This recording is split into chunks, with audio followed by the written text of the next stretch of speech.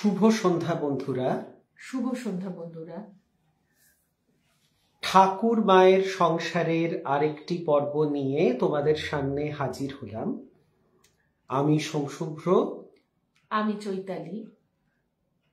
তোমরা যদি কেউ এসে থাকো, আমাদের ঠিক মতো দেখতে পাচ্ছ বা শুনতে পাচ্ছ কিনা একটু জানিও, জানালে সুবিধা হয়।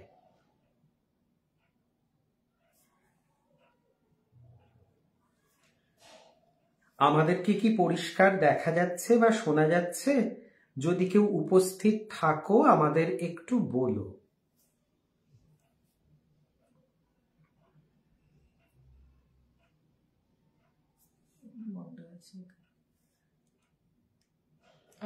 সোনালি এসেছে, উপস্থিত। তৃণাঞ্জল এসেছে, একদম সব ঠিক আছে তৃণাঞ্জল বলছে। সংযুক্তাও এসেছো, সোনাও দেখা যাচ্ছে। আচ্ছা, মানে কথা বেশ পরিষ্কার শোনা যাচ্ছে তো? কারণ আজকে আমরা কোনো মাইক ব্যবহার করছি না, সেই জন্য জিজ্ঞেস করলাম।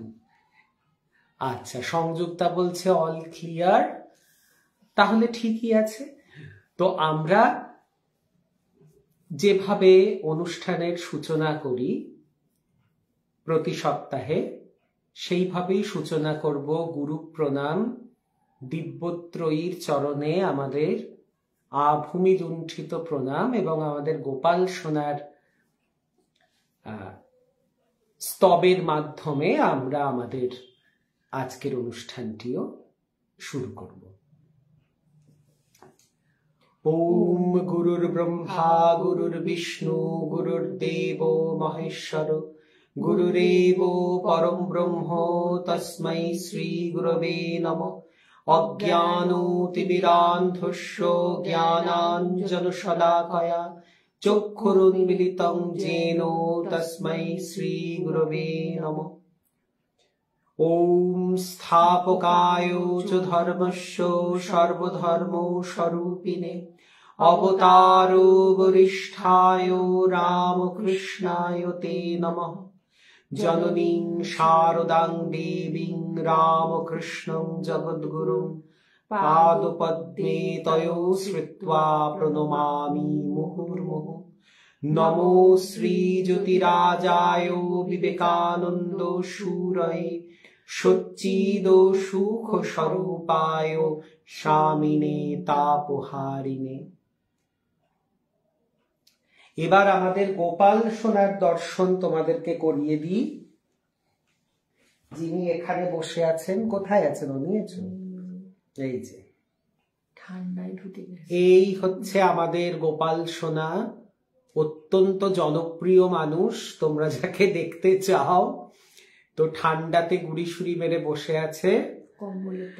তো আমরা ছোট মানুষ হোক, সন্তান হোক, জগৎ পিতাও তো বটে, জগবন্ধুও তো বটে, তার কাঁধে তো সমস্ত কিছুর দায়িত্ব। কাজেই তাকেও তো আমাদের স্তুতি করতেই হয়। ওম নমো ব্রহ্মণ্য দেবায় গো ব্রাহ্মণ্য হিতায় চ জগদ্ধিতায় কৃষ্ণায় গোবিন্দায় নমো নমো। নমস্তে জলদাভাসো নমস্তে জলশায়িনে নমস্তে কেশবানস্তে বাসুদেব নমস্তুতে। হে কৃষ্ণ করুণা সিন্ধু দীনবন্ধু জগৎপতে গোপেশ গোপিকা কান্ত রাধাকান্ত নমস্তুতে। ওম মূকং করোতি বাচালং পঙ্গুং লঙ্ঘয়তে গিরিং যৎকৃপাতমহং বন্দে পরমানন্দ মাধবম।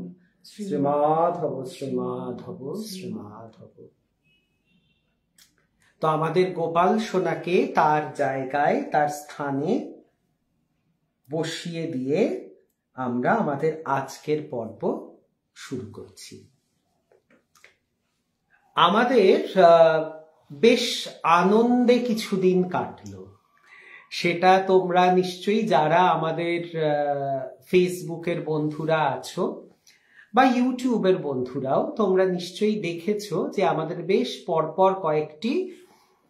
অনুষ্ঠান সেই শুরু হয়েছিল মায়ের তিথি পূজা দিয়ে, তারপরে ছিল আমাদের যীশু খ্রিস্টের জন্মদিন, তারপরে হলো 1 জানুয়ারির সেই মহা দিবস কল্পতরু দিবস, তারপরে আবার 5 তারিখে ছিল আমাদের কাশীপুর উদ্যানবাটি আমাদের গুরুগৃহতে আমাদের ভক্ত সম্মেলন। তো বেশ গায়ে গায়ে কিছু অনুষ্ঠান আমাদের ঠাকুর মায়ের নামে, সেখানে একটু হলেও অংশগ্রহণ করতে পেরেছি, সেখানে গিয়েছি, কিছুক্ষণ সময় কাটিয়েছি, তোমাদেরকে তার অংশীদার করার চেষ্টা করেছি লাইভের মাধ্যমে বা ইউটিউব ভিডিওর মাধ্যমে। তোমাদের ভালো লেগেছে, তোমরা সেটা জানিয়েছো। সবসময় ইচ্ছে করে সকলকে যদি নিয়ে অংশগ্রহণ করা যেত, সবাইকে যদি দেখাতে পারতাম সামনে থেকে, তো আমাদের সবসময়তেই মনে সেইটা হয়, সেই অভাব বোধটা থাকে সকলের, যে সকলে মিলে তো দেখা হলো না। সে আনন্দ এমন একটা জিনিস যা ভাগ করে নিলে বাড়ে, আর দুঃখ ভাগ করে নিলে কমে। অতএব সেই নিয়ম মেনে আনন্দকে যত ভাগ করে নেব, তত সে আনন্দ শতগুণে বৃদ্ধি পাবে। আরো একটি জিনিস যা ভাগ করলে বাড়ে, সেটা তোমরাও জানো, তা হচ্ছে বিদ্যা বা জ্ঞান। যেটুকু জানি সেই জানাটাকে যদি সকলের মধ্যে বিতরণ করে দিতে পারি, তাহলে জ্ঞান কিন্তু ফুরায় না, জ্ঞান আরো বেড়ে যায় বরং। অতএব এই যে অনুষ্ঠান, ঠাকুর মায়ের সংসারের যে পর্বগুলি আমরা একের পর এক তোমাদের কাছে উপস্থাপন করার চেষ্টা করছি, সেটাও কিন্তু সেই লোভে লোভে করছি। জ্ঞান শব্দটা তো নিজেদের ক্ষেত্রে বলতে পারি না, মানে আমরা এতই ক্ষুদ্র মেধার মানুষ যে আমরা কি জানি, কি বুঝি, এইটুকু। তাই জন্য সেইটাকে একটু বাড়ানোর, আয়তনে একটু বাড়ানোর লোভ সামলাতে পারি না। কাজেই এইটুকু জিনিস যা জানি সেইটুকু যদি সকলের মধ্যে বিলিয়ে দিই, যদি ভাগ করে নিই, তাহলে হয়তো ওটা আর একটু বাড়বে, সেই আশায়। এবং তোমাদের কাছ থেকে সব সময় আমরা মতামত আমন্ত্রণ করি, তাতে আমরা সমৃদ্ধ হই। অনেক কিছু আছে যা আমরা জানি না, সেগুলো জানার ইচ্ছা মনের মধ্যে প্রবল। আরেকটি কথা বলবো, ঠাকুর বলেছিলেন অন্ধের হস্তি দর্শনের মতো জ্ঞান আহরণ হয় মানুষের, মানে অন্তত ঈশ্বরকে যখন মানুষ জানে, সেই ব্রহ্মকে, তখন কিন্তু অন্ধের হস্তি দর্শনের মতো, মানে যেটুকু অংশ যে ছুঁতে পারলো তার সেই রকম তার অভিজ্ঞতা হলো, কোনোটাই কিন্তু মিছে নয়। আমি একভাবে দেখেছি, সেটা আমি তোমাকে বলছি, তুমি হয়তো আরেকভাবে অনুভব করেছো, সেটা তুমি আমাকে বলতে পারো, খুব খুশি হব। অনেক রকমের বোধ, অনেক রকমের উপলব্ধি একটি বিষয়কে কেন্দ্র করে কাজ করে। উদাহরণস্বরূপ বলতে পারি যে আমি একটা সময়ে কমার্শিয়াল আর্ট পড়তে গিয়েছিলাম, তো সেইখানে আমাদের লাইভ মডেল স্কেচ করতে হতো, মানে একজন মানুষকে বসানো হতো মাঝখানে, আর চারিদিকে আমরা গোল করে বসতাম। এবারে মাস্টার মশাই বলতেন, যে যেই অ্যাঙ্গেল দিয়ে যেমন দেখছো সেইটা কিন্তু তোমরা সেইভাবে আঁকবে। আমি যদি সাইড ফেসটা দেখি, আমি যদি পাশ থেকে দেখি, আমি পাশটা স্কেচ করছি। যে সামনে থেকে দেখছে সে সামনেটা স্কেচ করছে, যে পিছন দিকে দেখছে সে পিছনটাকে স্কেচ করছে। মানে একটাই মানুষ মাঝে বসে আছে, আমরা তাকে বিভিন্ন জোন, কেউ ডান দিকটা দেখছি, কেউ বাঁ দিক, কেউ সামনে, কেউ পিছন থেকে তাকে আমরা দেখছি। তো ঈশ্বরকে অনুভব করাও সেই রকমই। উনি রয়েছেন, ওনাকে যে যেভাবে দেখছে সে সেইভাবে অনুভব করছে। আমাদের ঠাকুরের কথা তাই যে যত মত তত পথ, কিন্তু সব পথ গিয়ে ওই একটি জায়গাতেই বেশে ঈশ্বরে।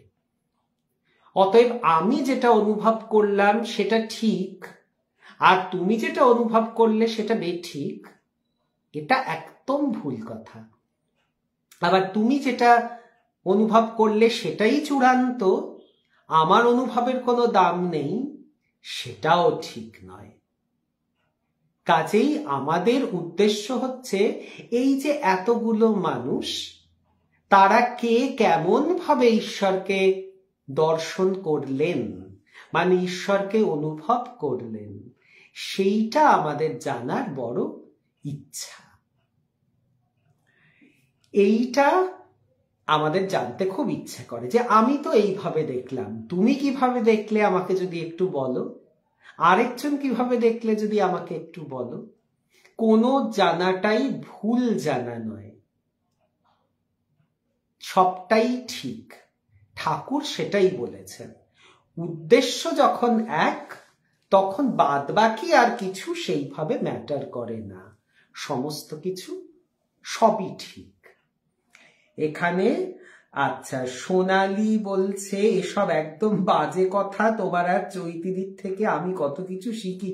হ্যাঁ, সে তো তুমি বুড়ো বুড়ি দাদা বৌদির কাছ থেকে তুমি ছোট বোন হয়ে শিখবে, সেইটাই না। সেটা হচ্ছে আমরা তোমার থেকে বয়সে বড়, একটু বেশি দেখেছি, আর তাই বলে আবার দাদা বৌদি বলে কথা। কাজেই দাদা বৌদির কাছ থেকে তো মানে দাদা বৌদিকে সবসময়তেই তুমি হাইলাইট করবে, এটা জানা কথা। কিন্তু দাদা বৌদি তো নিজে জানে যে তাদের ভাড়ার কতটা টনটনে।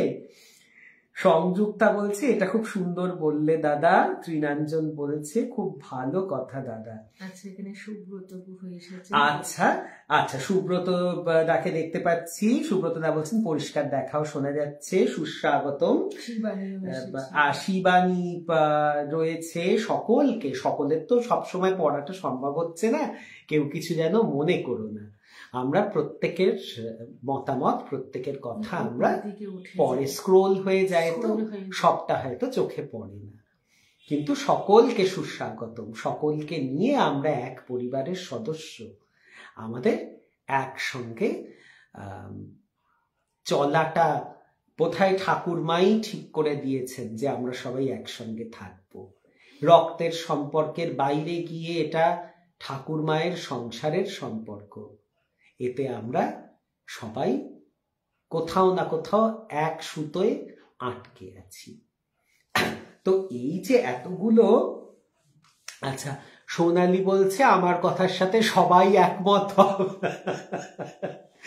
আচ্ছা বাবা, আচ্ছা, তোমার দাদা খুব জ্ঞানী, তোমার বৌদি আরো জ্ঞানী, আর তোমরা সমস্ত কেউ কিছু জানো না, আমরা তোমাদেরকে ভুরি ভুরি জ্ঞান বিতরণ করছি। এবার খুশি তো? পেছন থেকে হাতটা বেরিয়ে দুজনের কাছেই পড়বে, পেছনে বসে আছে। আসলে ব্যাপারটা হচ্ছে যে যে যাকে ভালোবাসে তার কাছ থেকে শুনতে ভালো লাগে। তো দাদা বৌদিকে তোমরা এত ভালোবাসো যে তোমাদের দাদা বৌদির সব কথা ভালো লাগে। তবে সেই ভালোবাসাটা যে ওনাদেরই দান, সেটা তো স্বীকার করতে কোনো বাধা নেই। ওদের বাইরে তো আর কিছু নেই। ভালোবাসাময় প্রেমময় ঠাকুরমা। আসলে আমাদের ঠাকুরমার সংসারের আমাদের গোলটা এক। আমরাও যে মানুষ দুটিকে ভালোবাসি, তোমরাও সেই মানুষ দুটিকে বিশ্বাস করো এবং ভালোবাসো, সেজন্য আমাদের সব কথাই তোমাদের ভালো লাগে। হ্যাঁ, মানে কি বলতো, এটা একটা বিশাল ভালোবাসার সমুদ্র। একদম মানে এরা দুজন যে ভালোবাসার সংসার পেতেছেন, আমরা তো সেই ভালোবাসার সদস্য, সেই ভালোবাসার সংসারের সদস্য। তো সেই একে অপরের মধ্যে সেই ভালোবাসা রয়েছে। আমাদের পিতা মাতার উপর আমাদের অগাধ বিশ্বাস এবং ভালোবাসা, অপার ভালোবাসা। সেই ভালোবাসার জন্য সব ভালো লাগে, সব সুন্দর লাগে। আর সমস্ত কিছু আমাদের নিজেদের। আচ্ছা, আপনার ও চৈতিদির অনুষ্ঠান দেখে খুব সমৃদ্ধ হই আমি। না না না, আমরা আপনাদেরকে কি সমৃদ্ধ করব, আপনারা সব জানেন। শুধু নিজেদের মধ্যে সৎসঙ্গ করা। কারণ গুরু মহারাজ একটা কথা বারবার বলেছেন যে সৎসঙ্গ করবে। আর সেই সৎসঙ্গ তো সবসময়তে সবাইকে এক হয়ে বসা সে যুগ তো আর নেই, বা সবাই একসঙ্গে থাকতেও পারেন না এক জায়গাতে এক স্থানে। অন্তত অন্তর্জালের মাধ্যমে সৎসঙ্গ করা, সেটা একদম। আপনাদের সকলের উপস্থিতিটাই যে আমাদেরকে কত সমৃদ্ধ করে আমি কি বলবো। যে আপনারা এই যে এত ভালোবাসা, আশীর্বাদ, প্রশ্রয় সবকিছু আমাদেরকে দেন, এটা আমাদের প্রাণ ভরিয়ে দেয়। এটাই তো ঠাকুরের আশীর্বাদ, যেটা আমাদের দাদা দিদি ভাই বোন সকলের মধ্যে দিয়ে প্রবাহিত হয়ে আমাদের মাথায় ঝরে পড়ে। একদম ঠাকুরের কথা বলতে গিয়ে একটা কথা মনে পড়ল, যে ঠাকুর নিজেই বলছেন যে ফুল যত নাড়াচাড়া করবে একদম সুবাস বেরোবে। তো ঠাকুরের কথা আমরা যত বলবো, তোমরাও যত বলবে শুনবে, বা আমরাও যত শুনবো, ওই ফুল যত নাড়াচাড়া করব ততই আমরা সবাই সমৃদ্ধ হব, সুন্দর গন্ধ বেরোবে, সবার জীবন সুবাসিত হয়ে যাবে, উদ্ভাসিত হয়ে যাবে। আর কদিন বন্ধুরা কি যে ভালো কেটেছে। মানে এক একজন মহারাজ আসছেন এবং এত সুন্দর করে ঠাকুর মায়ের জীবনকে ব্যাখ্যা করছেন। আমি তাই মনে করি জীবনগুলো তো ছোট ছোট, মানে যদি আমি দৈর্ঘ্যতে দেখি, আমাদের ঠাকুর 50 বছর বয়সে তার বৈকুণ্ঠ ধামে যাত্রা করেছেন। আমাদের স্বামীজি 39 বছর বয়সে চলে গেছেন, মা 66 বছর। তো কতটুকুই বা, কিন্তু সেই জীবন যখন অনুধ্যান হয় যেন অফুরান, শেষই হচ্ছে না। মানে একটার থেকে আরেকটা, আরেকটার থেকে আরেকটা, আরো গভীরে চলে যাচ্ছি, তলিয়ে যাচ্ছি যেন। মানে এর অগাধ সমুদ্র, এর কোনো শেষ নেই। কাজেই মানুষের জীবন আমরা দৈর্ঘ্য দিয়ে মাপি, আসলে ব্যাপ্তিটা দেখতে হবে। দৈর্ঘ্যটা কিন্তু আমি বাঁচলাম 100 বছর, কিন্তু আমার জীবন ব্যাপ্ত হলো না।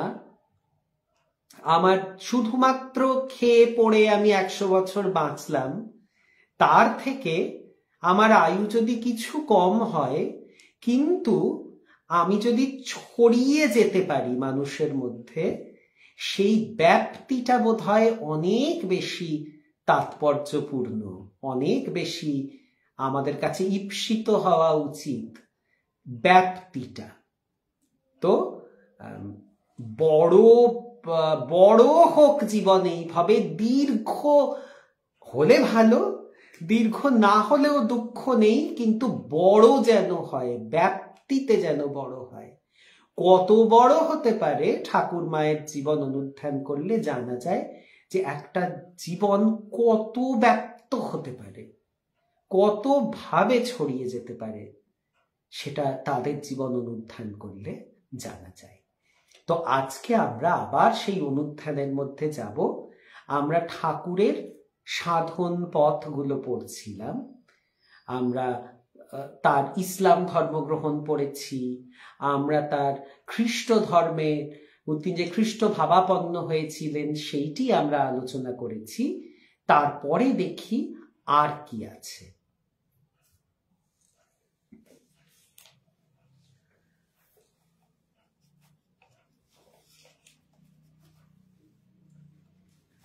আমি যে বইটি থেকে পাঠ করি সেই বইটি শ্রীরামকৃষ্ণ জীবনী, লিখেছেন স্বামী তেজসানন্দ এবং প্রকাশনা হচ্ছে উদ্বোধন কার্যালয়। উদ্বোধন কার্যালয় থেকে ঠাকুর মায়ের বেশিরভাগ বই আমরা পুস্তক উদ্বোধন কার্যালয়ে পাই এবং সেগুলো একেবারে প্রামাণ্য, সেগুলো ভীষণ অথেন্টিক।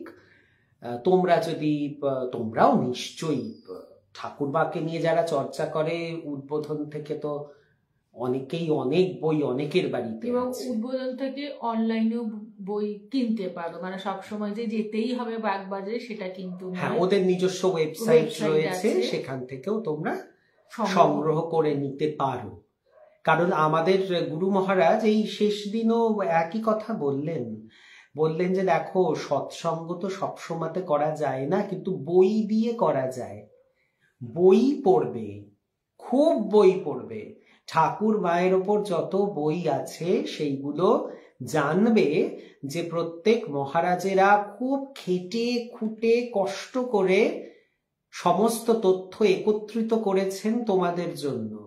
সেই বইগুলো তোমরা পাঠ করলে তোমাদের আপনি থেকেই সৎসঙ্গ হয়ে যাবে। যদি লোকের অভাব থাকে, যদি মানে একত্রিত হওয়ার অভাব হয় কখনো, বই তো সব সময় নিজের হাতের কাছে রইল, সেখান থেকে তোমরা জানতে পারবে। এবার আমরা চলে যাচ্ছি, আজকে যেটি পড়ব সেটি পঞ্চদশ অধ্যায়, শ্রীরামকৃষ্ণের তীর্থ পর্যটন এবং হৃদয় ও মথুর সম্বন্ধে শেষ কথা। মথুরানাথ এই সময় ভারতের উত্তর পশ্চিমাঞ্চলের পূর্ণ তীর্থ সকল দর্শন করিতে অভিলাষী হইলেন। সস্ত্রী মথুরবাবু ঠাকুরকে সঙ্গে যাইবার জন্য বিশেষ রূপে অনুরোধ করিতে লাগিলেন। ফলে ভাগ্নীয় হৃদয়কে সঙ্গে লইয়া ঠাকুর তাহাদিগের সহিত যাইতে সম্মত হইলেন। শুভ দিন আগত দেখিয়া মথুরবাবু ঠাকুর প্রমুখ সকলকে সঙ্গে লইয়া যাত্রা করিলেন।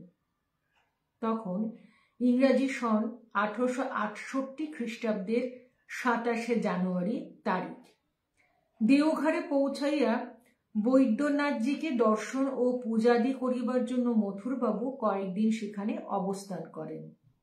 এই স্থানে এক দরিদ্র পল্লীর স্ত্রী পুরুষদিগের দুর্দশা দেখিয়া ঠাকুরের হৃদয় করুণায় বিগলিত হইল এবং মথুরবাবুকে জোর করিয়া বলিয়া তিনি তাহাদিগকে এক দিবস ভোজন ও প্রত্যেকে একখানি বস্ত্র প্রদান করাইলেন। বৈদ্যনাথ হইতে শ্রীযুক্ত মথুর একেবারে কাশী ধামে উপস্থিত হইলেন এবং কেদার ঘাটের উপরে পাশাপাশি দুইখানি বাটি ভাড়া করিলেন।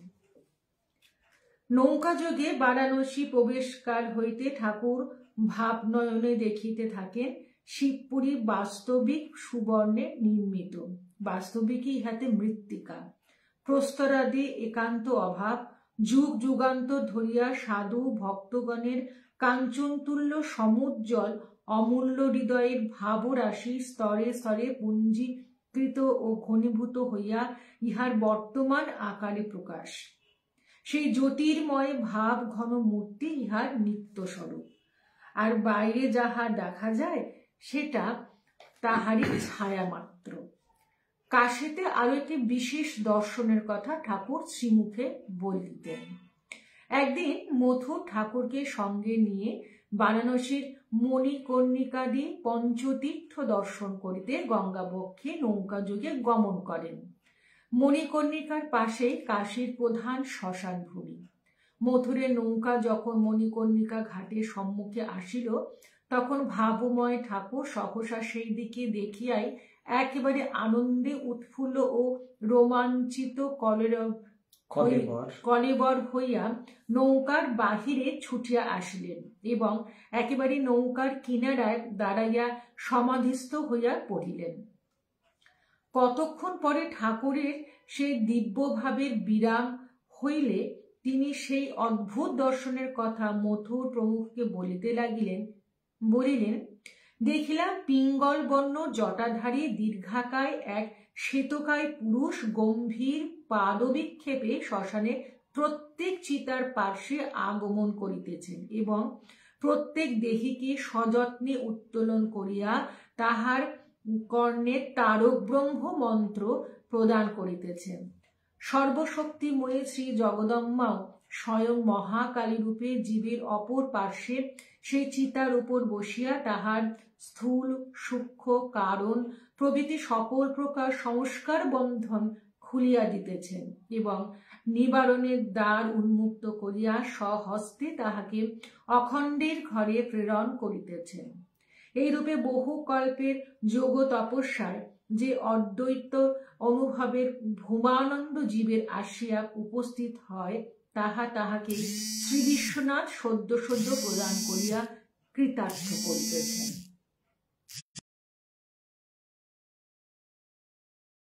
একটি ফোন এসে গিয়েছিল, দেখো তো আবার কি রিজিউমড হয়েছে, আমাদের ভিডিওটা কি ঠিকঠাক চলছে,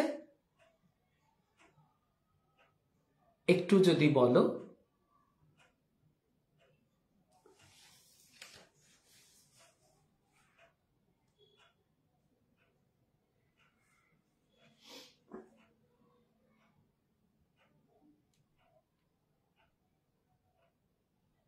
আবার সব ক্লিয়ার আছে তো?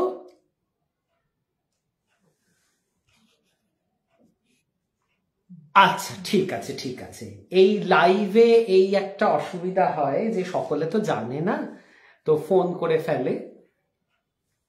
যাই হোক, তারপরে এখানে থাকিবার কালে শ্রীরামকৃষ্ণ দেব পালকিতে চাপিয়া প্রায় প্রত্যহ বিশ্বনাথের দর্শনে যাইতেন। হৃদয় তাহার সঙ্গে যাইত। যাইতে যাইতে ঠাকুর ভাবাবিষ্ট হইয়া পড়িতেন। দেব দর্শনকালের তো কথাই নাই। ওইরূপে সকল দেবস্থানে তাহার ভাবাবেশ হইল, কেদারনাথের মন্দিরে তাহার বিশেষ ভাবাবেশ হইত। কাশীতে অবস্থানকালে ঠাকুর এখানকার খ্যাতনামা সাধুদেরও দর্শন করিতে গিয়াছিলেন।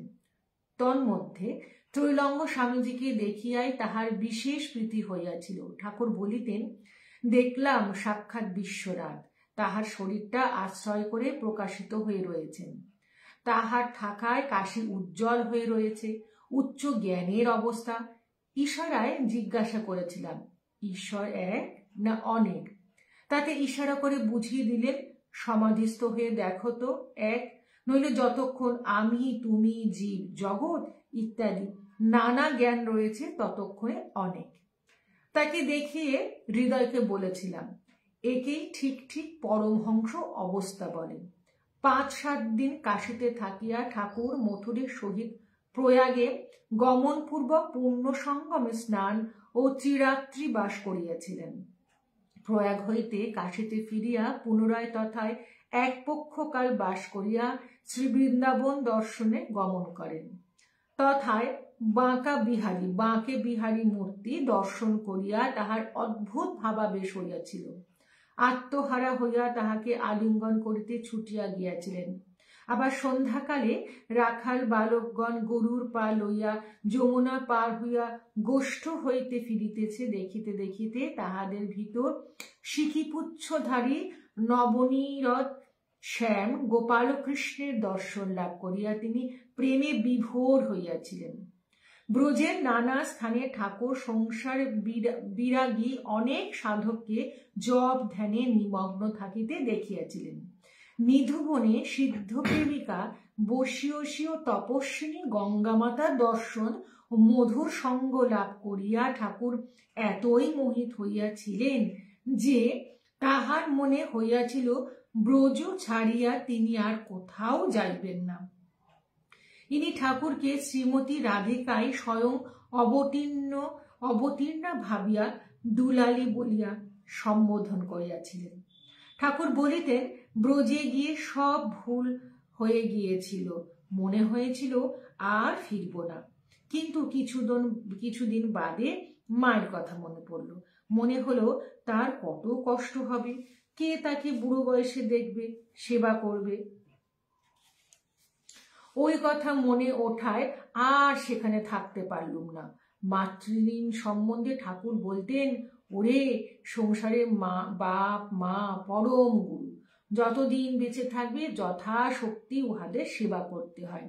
কেবলমাত্র ঈশ্বরের জন্য বাপ মায়ের আজ্ঞা লঙ্ঘন করা চলে, তাতে দোষ হয় না। যেমন প্রহ্লাদ বাপ বললেও কৃষ্ণ নাম নিতে ছাড়েনি, এমনকি ধ্রুব মা বারণ করলেও তপস্যা করতে বনে গিয়েছিল, তাতে দোষের হয়নি। তাহলে এইখানে আমরা দেখলাম যে ঠাকুর তীর্থ ভ্রমণে বেরিয়েছেন মথুর বাবুর সাথে, সঙ্গে মথুর বাবুর স্ত্রী আছেন, আর এদিকে হৃদয়রামকে নিয়ে ঠাকুর বেরিয়েছেন দেখতে বিভিন্ন জায়গায় ঘুরে। এই প্রসঙ্গে বলে রাখি, তীর্থযাত্রা সম্বন্ধে ঠাকুরের কিন্তু একটু অনীহা ছিল। ঠাকুর বলতেন যে আমি যেখানে বাস করি সেটাই তীর্থের সমতুল, আমাকে অন্য কোথাও কেন যেতে হবে? মানে তুমি যেখানে নিত্য পূজা করো, জপ করো, ধ্যান করো, বা তোমার সংসারে তো স্ত্রী রয়েছে, তোমার সংসারে তো মা লক্ষ্মীর বাস, সংসারে সব কাজের মধ্যে সেই যে উঠিতে বসিতে খাইতে শুইতে আরাধনা করি, তার একটা কবিতা তোমাদেরকে বলেছিলাম যে আমাদের সকল কাজই কিন্তু ঠাকুরেরই কাজ।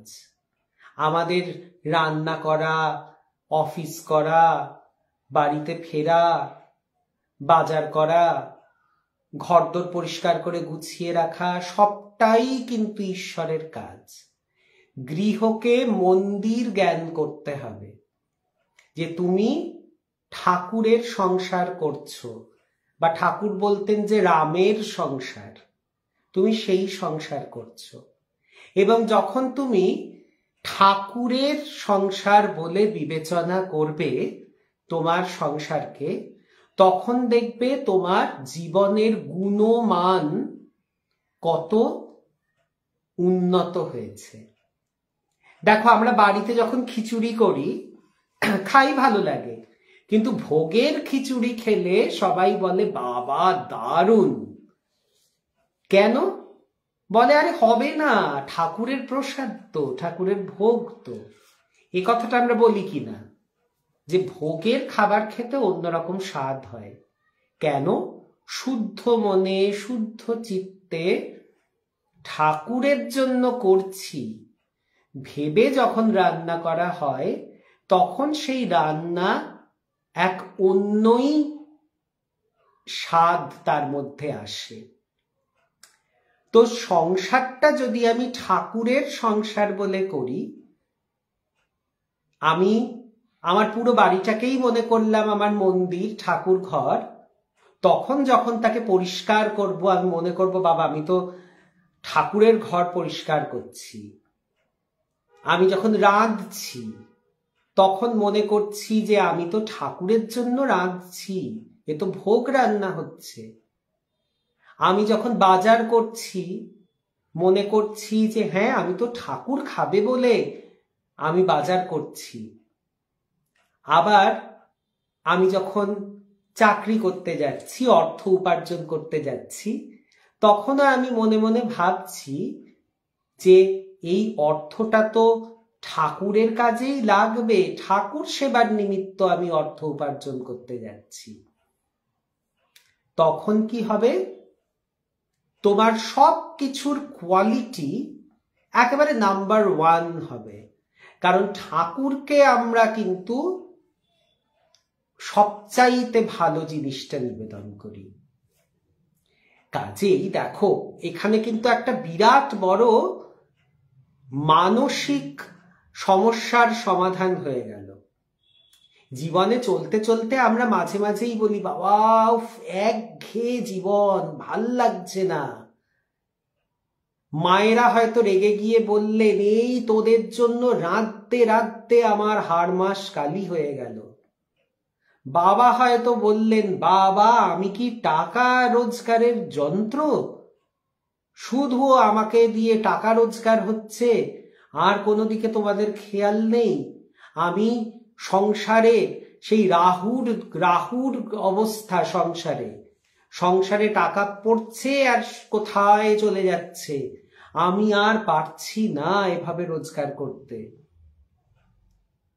কিন্তু যদি আমরা একটু দৃষ্টিভঙ্গিটাকে ঘুরিয়ে নিলাম, ওই যে একটু আগে যে ঘুরিয়ে দেখার কথা বলছিলাম, আমরা দৃষ্টিভঙ্গিটাকে একটু ঘুরিয়ে নিলাম, এই সংসারটাকে যদি শুধুমাত্র একটা কেজো জায়গা বলে না ধরে আমি আমার আরাধনার জায়গা বলে ধরি, আমার কাজগুলোকে বোরিং, বিরক্তিকর এবং আমি সবার কাছে এক্সপ্লয়েটেড হচ্ছি, এই ভাবনা থেকে মনটাকে সরিয়ে নিয়ে আমি যদি মনে করি যে আমার এই কর্ম দ্বারাই কর্মনাশ হচ্ছে, কর্মক্ষয় হচ্ছে,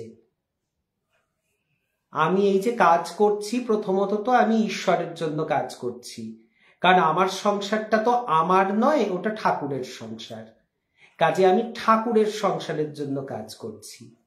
আর আমার যে কষ্ট হচ্ছে ইন দ্য প্রসেস, সেটা দিয়ে কিন্তু আমারই তাড়াতাড়ি করে ইএমআই কেটে যাচ্ছে, লোন আমার তাড়াতাড়ি চুকে বুকে যাচ্ছে, যে আমার কর্মক্ষয় হচ্ছে, আমার কর্মনাশ হচ্ছে।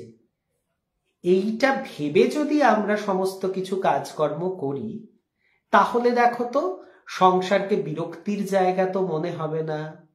হবে কি? তখন কি মনে হবে যে রান্না করতে করতে আমার হাড়মাস কালি হয়ে গেল, আমি তো ভোগ রান্না করছি? তখন কি মনে হবে যে আমি কি টাকা রোজগারের শুধু একটা যন্ত্র? না, আমি তো টাকা উপার ঠাকুরেরই অর্থ, আমার মাধ্যমে সেটা আমার সংসারে আসছে, ঠাকুরের সেবার জন্য আসছে। তো ঈশ্বর সেবার জন্য আমি অর্থ উপার্জন করছি, তো সেই কাজের মধ্যে কি তাহলে বিরক্তির স্থান আছে? ভালো করে ভেবে দেখো তো, যখন আমরা দুঃখ কষ্ট পাচ্ছি, খুব কষ্ট হচ্ছে, এবং বারবার বলছি আমার সঙ্গেই এমন কেন হয় ঠাকুর? একটা কথা খুব প্রচলিত, ভালো লোকের সঙ্গে সব সময় খারাপ হয়। কেন হয়? আমি তো ভালো লোক, কারুর ক্ষতি করি না, কারুর অনিষ্ট কামনা করি না, তাহলে আমার কেন ক্ষতি হচ্ছে ঠাকুর? আমি কেন এত কষ্ট ভোগ করছি? আর যাদেরকে আমার পাপী বোধ হচ্ছে তারা তো দিব্য আছে। এই প্রশ্নটা কিন্তু আমাদের একটা ইটার্নাল কোয়েশ্চেন, আমাদেরও মাঝে মাঝে হয়, সকলের হয়, না হবে না কেন? কারণ আমরা তো সাধারণ জায়গাতে রয়েছি, মুখে বলছি, বলা জানা আর মানা দুটোর মধ্যে বিস্তর ফারাক। জানা আর মানা এই দুটোর মধ্যে বিস্তর ফারাক। এই জানা মানার গ্যাপটা যখন কমতে থাকবে, দিয়ে এক হয়ে যাবে, তখন সব সমস্যার সমাধান। কিন্তু যদি আমি মনে করি যে হ্যাঁ, আমি যে কষ্টগুলো পাচ্ছি কেন, আমার তাড়াতাড়ি আমার ভোগগুলো শেষ হয়ে যাচ্ছে, ক্ষয় হচ্ছে, আমার কর্ম দ্বারা কর্ম ক্ষয় হচ্ছে, কর্মনাশ হচ্ছে, আমি আরো বড় জায়গায় পৌঁছবো বলে আমাকে তৈরি করা হচ্ছে।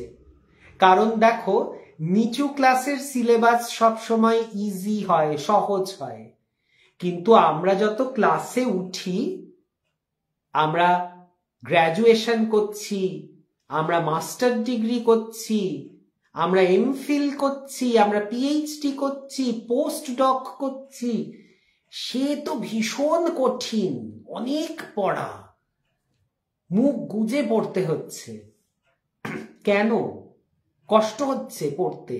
কিন্তু হচ্ছে কারণ আমার ক্লাসটা বেড়েছে, তো আমি তো ওপর দিকে উঠছি। কাজে আমাদের যে দুঃখ কষ্টগুলো আসছে, যদি আমরা ধরে নিই যে আমরা তো ওপর দিকে উঠছি, পড়ার চাপ তো বাড়বেই, দায়িত্ব বাড়বে, আমার কর্ম তাড়াতাড়ি করে ক্ষয় হতে হবে, তাড়াতাড়ি করে ভুগে নিই বাবা, তাহলে আর এর পরের জন্মে আমাকে আর এতটা ভুগতে হবে না। তখন দেখবে জীবনকে দেখার আঙ্গিকটাই বদলে যাবে। জীবনকে তখন এত খারাপ, এত নিষ্ঠুর, এত বিভৎস, বিরক্তিকর মনে হবে না। এটা কিন্তু আমাদের অনেক সাইকোলজিক্যাল রোগের, মানসিক রোগের সমাধান। যখন মন দুর্বল হবে, যখন নিজেকে মনে হবে যে আমি তো নিঃশেষিত হয়ে যাচ্ছি, না, তুমি নিঃশেষিত একদম হচ্ছ না। তোমাকে তৈরি করা হচ্ছে আরো মহত্তর কিছুর জন্য।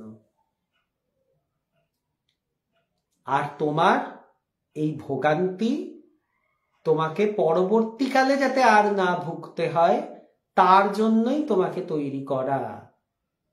বকে মেরে তোমাকে শিখিয়ে দেওয়া হচ্ছে।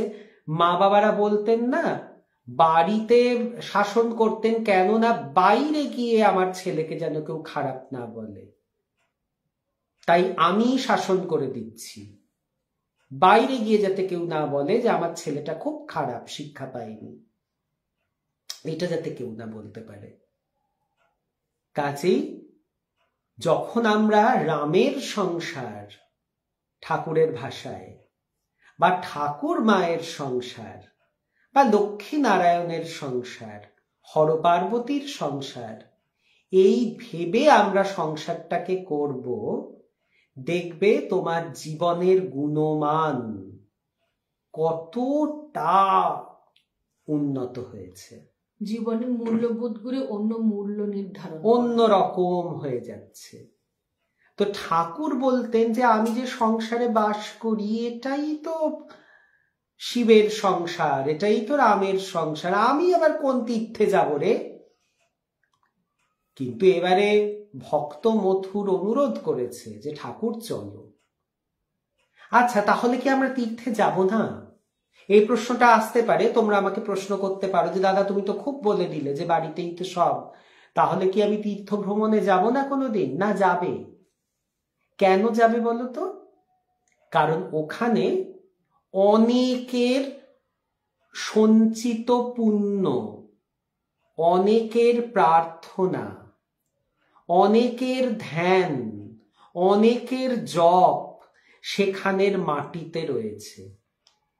আমি একা যখন ধর্মাচরণ করি তখন সেটি যতটা কার্যকরী হয়, একত্রিত হয়ে আমরা যখন ধর্মাচরণ করি তখন তার ফল অনেক বেশি হয়।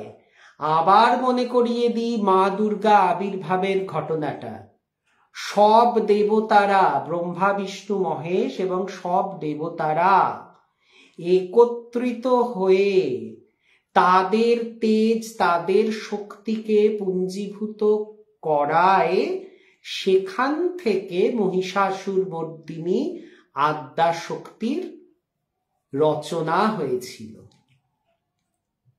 একজনের থেকে নয়, সকলের থেকে। এটাই সৎসঙ্গের বেনিফিট। এই প্রসঙ্গে আরেকটা কথা তোমাকে বলি, তুমিও এর মধ্য দিয়ে গেছো। আমাদের ভক্ত সম্মেলনে একটা সময় ছিল, কিছুটা সময় আমাদের গুরুদেব বলে দিয়েছিলেন একসঙ্গে সবাইকে জপ করতে। একদম। আমাদের সবারই বীজ মন্ত্র এক, মানে ঈশ্বর, এই সংঘের পরিবারে যারা আমরা মানে আছি রামকৃষ্ণ মিশনে, তো সবাই মিলে, এবং গুরুদেব ওখানে যারা অতিথি সন্ন্যাসী বা গুরুদেবরা ছিলেন, তারা সকলে মিলে আমাদের জপ যজ্ঞ হলো।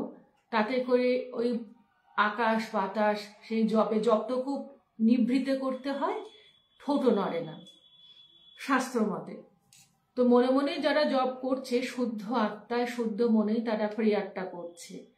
আরও একটি কথা বলে দিই, গত বছর আমাদের কর্তাগিনী সৌভাগ্য হয়েছিল, আমরা তুমি ভালো ব্যাখ্যা করে বলতে পারবে, আমি সামান্য একটু ধরিয়ে দিচ্ছি। আমাদের গুরুগৃহে দোল উৎসব হয় এবং সেটা শরীরীয় দোল আমি বলি। আমার মনে হয় পরবর্তী স্টেপটা তুমি একটু বলো, মানে কতটা সৎসঙ্গ এক জায়গায় নগর কীর্তন হলে সেখানকার বাতাস মানে সত্যিকারেই স্বর্গোদ্যানে পরিণত হয়। সেটা সৌভাগ্যক্রমে আমি আমার কর্তামশাইকে নিয়ে গত বছর গিয়েছিলাম, তার অনুরণন আজও আমি বহন করে নিয়ে চলেছি। মানে এই যে ভালো লাগার রেশটা, এই যে একটা ভাইব্রেশন তৈরি হয়, একটা তরঙ্গ তৈরি হয়, এইটার জন্যই তীর্থের মাহাত্ম্য। যে এক জায়গাতে অনেকের পুঞ্জীভূত ধর্মাচরণ, অনেকের প্রার্থনা, অনেকের জপ, অনেকের ধ্যান, অনেকের শুভ চিন্তা যখন এক জায়গাতে এসে মেশে, তখন তার আকাশ বাতাস মাটি সবকিছু অন্য রকম রূপ নেয়। সেই জন্য তীর্থ ভ্রমণ নিশ্চয়ই করবে, কেন করবে না? কিন্তু এটাও জানতে হবে, দেখো রোজ তো আমরা আর তীর্থে কাটাতে পারবো না, উচিত না। তাহলে আমার বাড়িটার কি হবে? আমার এটাও তো একটা মন্দির। যখন আমি বললাম যে এটা রামের সংসার বা এটা ঠাকুরের সংসার, কি এটা গোপালের সংসার, তখন এটাকে কে দেখবে? এটাকে সমৃদ্ধ করা, এটাকে নারিশ করা, এটা তো আমার কাজ, আমার তীর্থ। এবারে কাজে আমাকে দুটো দিকই রাখতে হবে। তবে মূলত আমার গৃহ, যেখানে আমি সব সময় থাকি, সেটা খুব খুব খুব একটা গুরুত্বপূর্ণ জায়গা আমার জীবনের, এবং সেখান থেকে কিন্তু আমি একটা ভাব উৎপন্ন করতে পারি। তাই জন্য বলে না সবসময় যে একটা পজিটিভিটি, থিঙ্ক পজিটিভ, তুমি যাহা ভাবিবে তুমি তাহাই হইয়া যাইবে, ঠাকুর এবং স্বামীজির কথা। এবং ঠাকুর বলতেন যে যাকে ভাবে সে তার সত্তা পায়, যেমন ছেলে বাপের সম্পত্তি পায়। কি সাংঘাতিক কথা! মানে যদি আমি ঠাকুরকে ভাবি, অহরহ ঠাকুরের চিন্তায় নিমগ্ন থাকি, আস্তে আস্তে আমি ঠাকুরের সত্তা লাভ করব। ভাবতে পারছ যে আমি নিজেই ঠাকুর হয়ে উঠব? কেন না ছেলে যেভাবে বাবার সম্পত্তি পায়। কি সাংঘাতিক কথা! কত বড় আশ্বাস বাণী ঠাকুর দিয়ে গেছেন। যেভাবে ছেলে বাপের সম্পত্তি পায়, সেইভাবে যে যাকে ভজে, যে যাকে চিন্তা করে, তার সত্তা সে পায়, ঠাকুর বলে গেছেন। কাজে ঈশ্বরীয় প্রসঙ্গ চিন্তা করলে ঈশ্বরের সত্তা লাভ করা সম্ভব।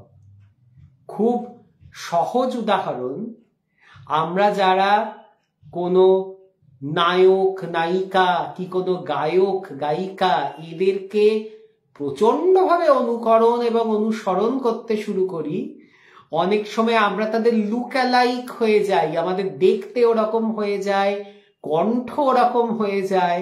একবার একটা অনুষ্ঠানে দেখেছিলাম, কুমার শানুর একজন ভক্ত, সে চরম ভক্ত, সে এসেছে। তো কোনটা যে আসল কুমার শানু আর কোনটা যে তার ভক্ত আলাদা করা যাচ্ছে না। চেহারা এক, সাজ পোশাক এক, কণ্ঠ এক। মানে সে ভাবতে ভাবতে ভাবতে ভাবতে আরেকজন মানুষের মতো হয়ে গেছে। তার মানে যদি আমরা ঈশ্বরকে ভাবতে থাকি সেইভাবে, তাহলে আমরাও ঈশ্বর হয়ে যাব। কি সাংঘাতিক কথা বলো তো! ঠাকুর এই দেহে, এই খোলের মধ্যে, এই সংসারে মানুষ একদিন ঈশ্বর হবে, এই কথা ঠাকুর বলে গেছেন। এবারেও বক্তৃতাতে আমরা সেটাই শুনলাম, যে ঠাকুর বলেছেন যে মানুষ নিজের জীবনে, নিজের মানব দেহে, নিজের সংসারে মানুষ ঈশ্বর হতে পারে, ঠাকুর বলে গেছেন। আর ঠাকুরের কথা তো মিথ্যে হতেই পারে না, অসম্ভব। মিথ্যে হওয়া। তার মানে কতটা আশ্বাস যে আমরা প্রত্যেকে চাইলে, আমরা এমনিতেই তো ঈশ্বরাংশ, কারণ আমরা সেই আত্মা, আমাদের ভেতরে সেই ঈশ্বরের চেতনাই রয়েছে, কিন্তু আমরা যদি সেইটাকে কাল্টিভেট করি, সেইটাকে আমরা আরো জাগ্রত করি নিজেদের মধ্যে, তাহলে আমরা এই সাধারণ মানব দেহে, এই মলিন সংসারে আমরাই একদিন ঈশ্বর কোটি লাভ করব। আমরা উপলব্ধি করতে পারবো যে আমরা আসলে কি, নিজেদের স্বরূপ জানতে পারবো। এবং ঠাকুরের কথা, ঈশ্বরকে জানতে গেলে আগে নিজেকে জানতে হয়। ঠাকুরেরই কথা, নিজেকে জানতে হয়, তবে তুমি ঈশ্বরকে জানতে পারবে। কাজেই ঠাকুর এই কথা বলেছিলেন। এইবারে ঠাকুর যখন গেলেন অনুরোধে পড়ে, বৈদ্যনাথ ধামে গেলেন, কেদারনাথে গেলেন, কাশী ধামে গেলেন, বৃন্দাবনে গেলেন। কাশী ধামে উনি দিব্য দৃষ্টিতে দেখতে পেলেন যে স্বয়ং মহাকাল মহাদেব সেই চিতার ভেতর থেকে সেই সব দেহকে কোলে তুলছে, তার সূক্ষ্ম শরীরকে, এবং কানে তারক মন্ত্র নাম জপ করছে। তারক মন্ত্র নাম মানে হরে কৃষ্ণ কৃষ্ণ কৃষ্ণ হরে হরে, হরে রাম রাম রাম হরে হরে। এই প্রসঙ্গে একটা কথা তোমাদের বলে দিই, এই তারক ব্রহ্ম নাম কিন্তু সম্পূর্ণটা সবসময় উচ্চারণ করবে, অর্ধেক উচ্চারণ করতে নেই। মানে ঈশ্বরের অঙ্গহানি হওয়ার মতো বিষয় হয়। কারণ ওই যে বারবার করে একটা কথা বলি যে নামের সহিত আছেন আপনি শ্রী হরি। তো নামটা কিন্তু এই যে হরে কৃষ্ণ কৃষ্ণ কৃষ্ণ হরে হরে, হরে রাম রাম রাম হরে হরে, পুরো মন্ত্রটা একসঙ্গে বলতে হয়। আর যেটা হচ্ছে এখন আবার আমরা সেদিকে বক্তৃতায় শুনলাম, বলছেন শ্রীরামকৃষ্ণ নামটাও এখনকার যুগে তারক ব্রহ্ম নামেরই সমতুল। আজকের জগতে, আজকের এই পৃথিবীতে জয় শ্রীরামকৃষ্ণ হচ্ছে তারক ব্রহ্ম নামই। আমাদের কলিযুগের ঈশ্বর শ্রীরামকৃষ্ণ, কাজেই তার নামও তারক ব্রহ্ম নাম। তো সেই মহেশ্বর প্রাণীদের কানে তারক ব্রহ্ম নাম দিচ্ছেন এবং স্বয়ং মহামায়া কালী রূপ ধারণ করে তাদের সমস্ত পাশ ছিন্ন করছে। পাশ মানে দড়ি দড়া, যেগুলো দিয়ে আমরা বাঁধা, মায়া, আসক্তি, ক্রোধ, মোহ, সবকিছু দিয়ে আমাদের যে বাধা, আমাদের সূক্ষ্ম শরীর, সেইগুলোকে মা নিজে হাতে এরকম এরকম করে গিঁটগুলো খুলে দিচ্ছেন। এটা ঠাকুরের দর্শন হলো। ঠাকুর মথুরবাবুকে তাই বললেন। কত বড় দর্শন! মানে এইগুলো না তখন মৃত্যুকে আর ভয় পাওয়াতে শেখে না, মৃত্যুর সৌন্দর্যটা তখন চোখের সামনে ভেসে ওঠে, যেখানে একটা সীমার থেকে কেউ অসীম হয়ে যাচ্ছে, বন্ধন মুক্ত হয়ে একদম একটা ঐশ্বরিক অবস্থা সে লাভ করছে। আর সেই জন্য কি যখন মৃতদেহ পোড়ানোর আগে আমাদের কি সমস্ত মানে পার্থিব যে বন্ধনগুলো, কাপড় জামা পুইতে গিঁট বলে না, গিঁট যাতে না থাকে, গিঁট গুলোকে ছাড়িয়ে দাও। যদি পাজামা টাজামা বাঁধা থাকে বা এই দড়িগুলো সমস্ত, অনেকে তাগা থাকে, সেগুলো খুলে দিতে বলা হয়। কাজেই তুমি বন্ধন মুক্ত হয়ে পৃথিবীর থেকে তুমি যাবে। আর বাঁকে বিহারীজিকে দর্শন করতে গিয়ে উনি এমন আবিষ্ট হয়ে যান, সাধারণ রাখাল বালকদের মধ্যে তিনি যেন গোপাল কৃষ্ণকে দর্শন করছেন।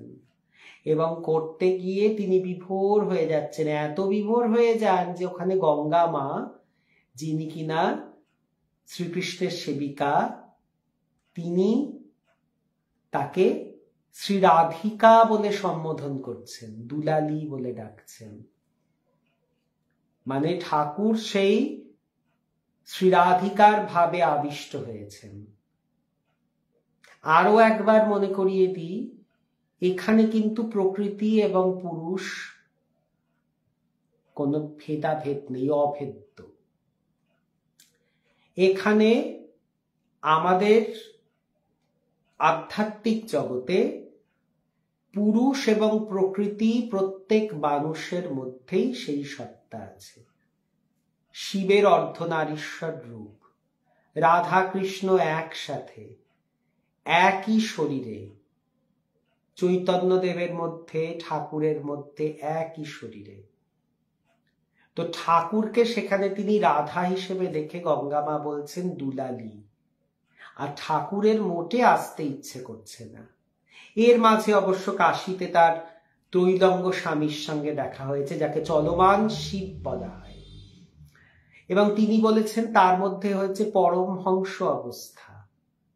আচ্ছা, সোনালি কিছু একটা লিখেছে না, আমার পড়া হয়নি, আমিও চেষ্টা করব এবার দোলে যেতে, কাশীপুর। হ্যাঁ, চেষ্টা করো সোনালি, খুব ভালো লাগবে, খুব ভালো লাগবে। তো এই যে ত্রৈলঙ্গ স্বামীকে তিনি বলছেন যে পরমহংস অবস্থা, পরমহংস হচ্ছে হাঁস যেভাবে দুধ এবং জলকে আলাদা করে দিতে পারে, তার সে ক্ষমতা আছে। সার বস্তুকে তুলে নিতে হয়, অসারকে ত্যাগ করতে হয়। এখান থেকেও দেখো আমাদের জীবনে আমাদের যখন মনে হয় না বাবা এই লোকটা বড্ড পাজি, এই লোকটা খুব খারাপ, আমরা তো সবাইকে বিচার করি, জাজ করি, কিন্তু সম্পূর্ণ কালো কি সম্পূর্ণ সাদা কোনো মানুষ হয় না। তুমি যাকে খুব ভালোবাসো তার মধ্যেও এমন অনেক জিনিস তুমি কোনোদিন হয়তো দেখবে যেগুলোকে তুমি মেনে নিতে পারো না। এটা সকলের ক্ষেত্রে হয়। তার মানে কি তুমি সেই লোকটিকে ত্যাগ করবে? না, সেটা ঠিক নয়। কেন? তার ভালোটা গ্রহণ করে নাও, খারাপটাকে ত্যাগ করে দাও। হ্যাঁ, বলে না পাপকে ঘৃণা করো, পাপীকে নয়। যে পাপটাকে তুমি ঘৃণা করলে সেই মানুষটার মধ্যে ভালোটাকে তুমি গ্রহণ করো, খারাপটা তুমি ছেড়ে দাও।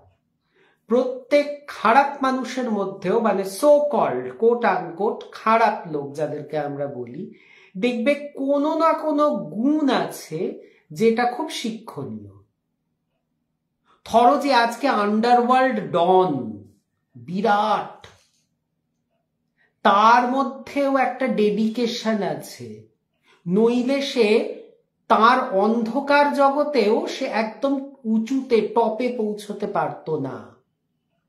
মানে সে যে পাপাচার করেছে সেটাও অত্যন্ত একাগ্র চিত্তে মনোনিবেশ করে করেছে। কাজেই তুমি তার মধ্যে থেকে তার একাগ্র চিত্ত এবং মনোনিবেশ কাজ করার যে কোয়ালিটি, সেইটাকে তুমি তুলে নাও, অ্যাপ্রিসিয়েট করো, কিন্তু তার পথটাকে নিও না। মানে তার একাগ্র চিত্তে সম্পূর্ণ মনোনিবেশ করে সে একটা কাজ করেছে বলেই সে সেই একদম শীর্ষে পৌঁছেছে অপরাধ জগতে। সে আমাদের কাছে একদমই গ্রহণীয় নয়। কিন্তু পরমহংস কি বলবেন, যে তার ভেতরের ওই গুণটিকে তুমি নাও, যে তার যে একটা ওপরে ওঠার আকাঙ্ক্ষা, তার ভেতর যে একাগ্র চিত্তে একটা কাজ করা, পুরো ফুল কনসেন্ট্রেশন ফোকাস দিয়ে সে যে একটা কাজ করেছে, এই গুণটাকে গ্রহণ করো, কিন্তু তার পথটাকে ত্যাগ করো। অনেকটা হাঁসের মতো। হাঁস, সেই জন্যই তো পরমহংস দুধটাকে টেনে নিয়ে জলটাকে ফেলে দেয়। তো সোনালি বলছে, ঠিক বলেছো দাদা, আমি তো তথাকথিত অনেক খারাপ মানুষের মধ্যে অনেক ভালো গুণ দেখেছি। একদম তাই, একদমই তাই, যে প্রত্যেকের কাছ থেকে শেখার আছে, প্রত্যেকের কাছ থেকে শেখার আছে, এবং সেটাই পরমহংস করেন। তিনি ভালো জিনিসটাকে তুলে নেন, খারাপ জিনিসটাকে ফেলে দেন। তো ঠাকুরের এই যে তীর্থ ভ্রমণ হলো, তার মধ্যে থেকে আমরা কত কিছু শিখে নিলাম, ছোট ছোট ছোট ছোট ঘটনা। কিন্তু সেই ঘটনাগুলোর আমরা যখন অনুধ্যান করি, তখন আমরা দেখি যে ত্রৈলঙ্গ স্বামীর যে পরমহংস অবস্থা, বা ঠাকুর নিজে যে পরমহংস। কেন পরমহংস কি? এই যে রামকৃষ্ণ মিশনের লোগোটার মধ্যে যে একটা বিরাট হাঁস, এই হাঁসের কি মাহাত্ম্যটা কি? এই যে পরমহংস ভাব, যিনি ভালোকে গ্রহণ করেন, সবকিছুর মধ্যেই তিনি ভালোকে প্রথমে দেখেন। এটা তো ঠিক, নইলে তো তুমি গ্রহণ করতে পারবে না। না, তুমি যদি কাউকে একেবারে অন্ধকার বলে সরিয়ে দাও, তাহলে তো তুমি তার মধ্যে কিছুই দেখতে পাবে না, তাকে তুমি প্রথমেই রিজেক্টেড হয়ে গেছে সে। কিন্তু তুমি যদি তার জীবনটাকে অ্যানালিসিস করে দেখো, ভালো করে দেখো, তার মধ্যে থেকেও অনেক কিছু শিক্ষা তুমি পাবে। সেইটা তোমাকে গ্রহণ করে নিতে হবে, বাকিটাকে ছেটে বাদ দিয়ে দিতে হবে।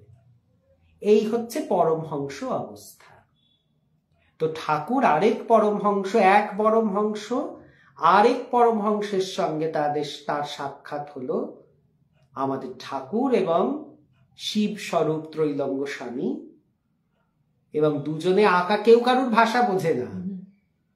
উনি দক্ষিণ ভারতের মানুষ আর ইনি আমাদের বাঙালি, কিন্তু ওই যে টেলিপ্যাথিতে কথা হচ্ছে, ইশারায় তিনি জিজ্ঞেস করলেন, ঈশ্বর কি এক না বহু?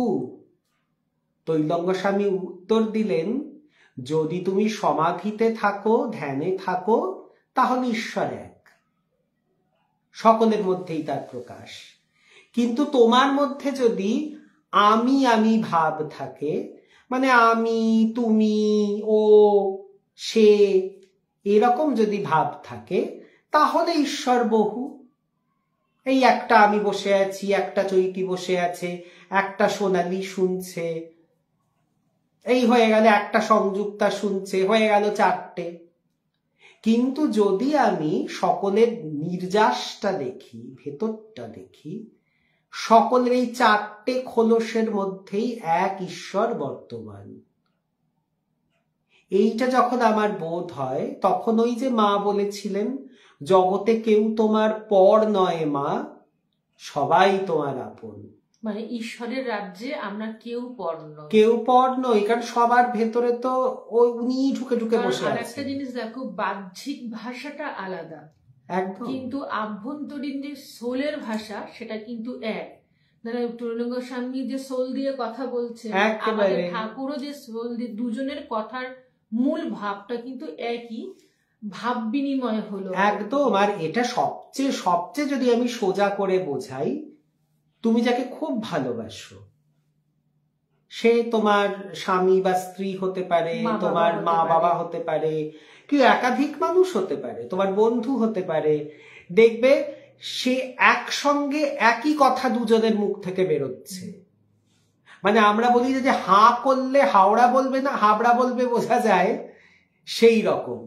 তুমি এতটাই তার সঙ্গে তোমার সিঙ্ক হয়ে গেছে, তুমি সংযুক্ত হয়ে গেছো, যে ও কি বলতে চায়, ও মুখে প্রকাশ করার আগেই আমি বুঝে গেছি যে ও কি বলতে চায়। মানে মানুষ দুজন মানুষ বা চারজন মানুষ একে অন্যের কে এত সুন্দরভাবে জানে এবং বোঝে যে তাদের মুখের ভাষা, চিন্তাটাও এক।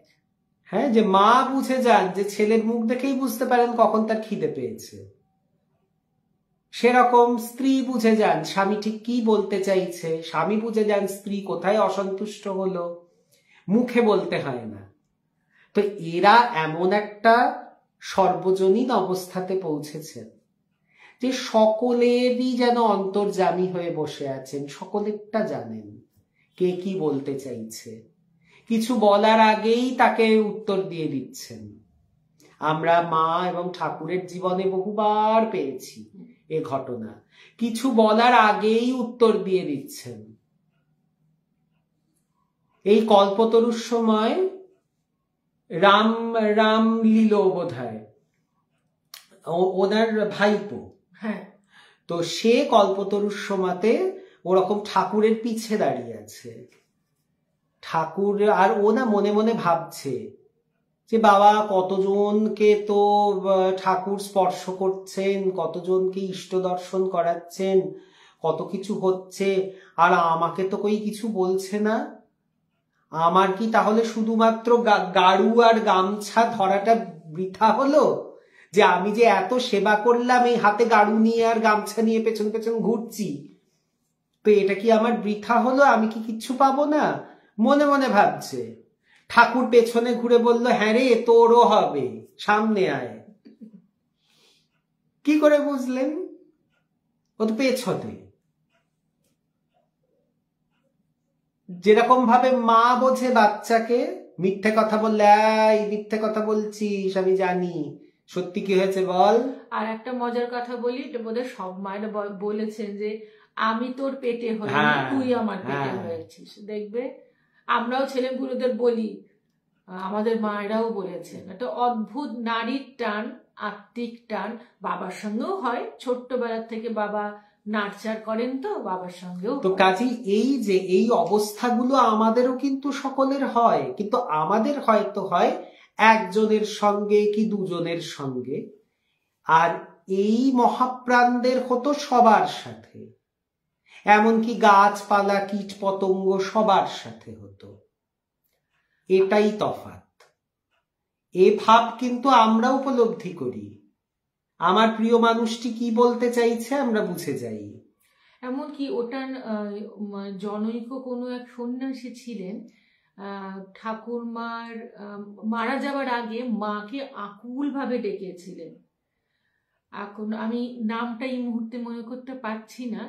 তিনি মারা যাবার আগে মাকে একটিবার দর্শন করতে চেয়েছিলেন। তখন মা প্রথমে আসতে চাননি, মা দূরে ছিলেন। আর তখন ঠাকুর নির্দেশ দিয়েছিলেন যে তুমি একটিবার তাকে দেখা করে এসো। মা ওই অন্তরাত্মা স্ট্রং টেলিপ্যাথিতে তার সঙ্গে দেখা করে, সূক্ষ্ম শরীরে দেখা করা, এ তো মানে অনেক দিনের যারা মহাপ্রাণ তারা করতে পারেন সেটা, তো সূক্ষ্ম শরীরে দর্শন হয়, তারা দিতে পারে। মা সেটা বুঝতে পেরেছিলেন, মাকে কিন্তু বলা হয়নি মা দুঃখ পাবেন বলে। তারপরে এই যে বাগবাজারে মায়ের ঘাট, মায়ের ঘাটের একদম শেষ ধাপে গঙ্গা যেখান থেকে শুরু, সেখানে মা বসে ধ্যান জপ করতেন প্রতিদিন।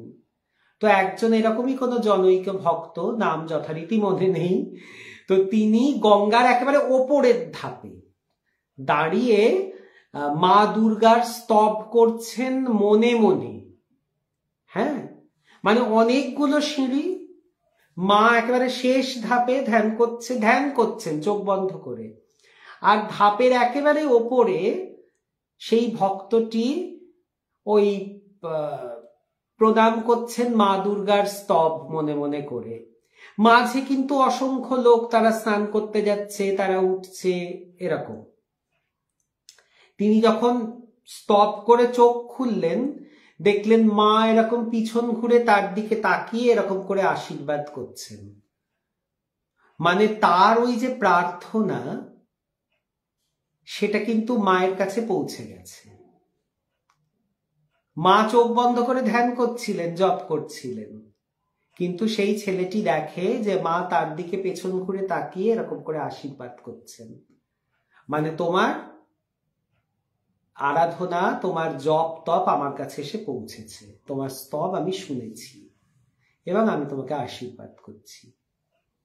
এইটা হচ্ছে সংযোগ, এইটা হচ্ছে কানেকশন। আমরাও অনুভব করি, কারণ আমরাও তো ঈশ্বরাংশ। আমরা অনুভব করি কতিপয় মানুষের সঙ্গে, কিন্তু যারা মহান, যারা ঈশ্বর স্বরূপ, তারা সকলের সঙ্গে এইভাবে সংযুক্ত। কাজে আজকে আমি যদি মনে মনে ঠাকুরের কাছে কিছু প্রার্থনা করি, তার কাছে ঠিক পৌঁছে যাচ্ছে, তার কাছে ঠিক পৌঁছে যাচ্ছে, কারণ তিনি তো সর্বত্র ছড়িয়ে আছেন। কামারপুকুরে তিনি আছেন কি উদ্যানবাটিতে তিনি আছেন, আর কোথাও নেই তা তো নয়, তিনি তো সব জায়গাতে আছেন, আর এখানেও আছেন।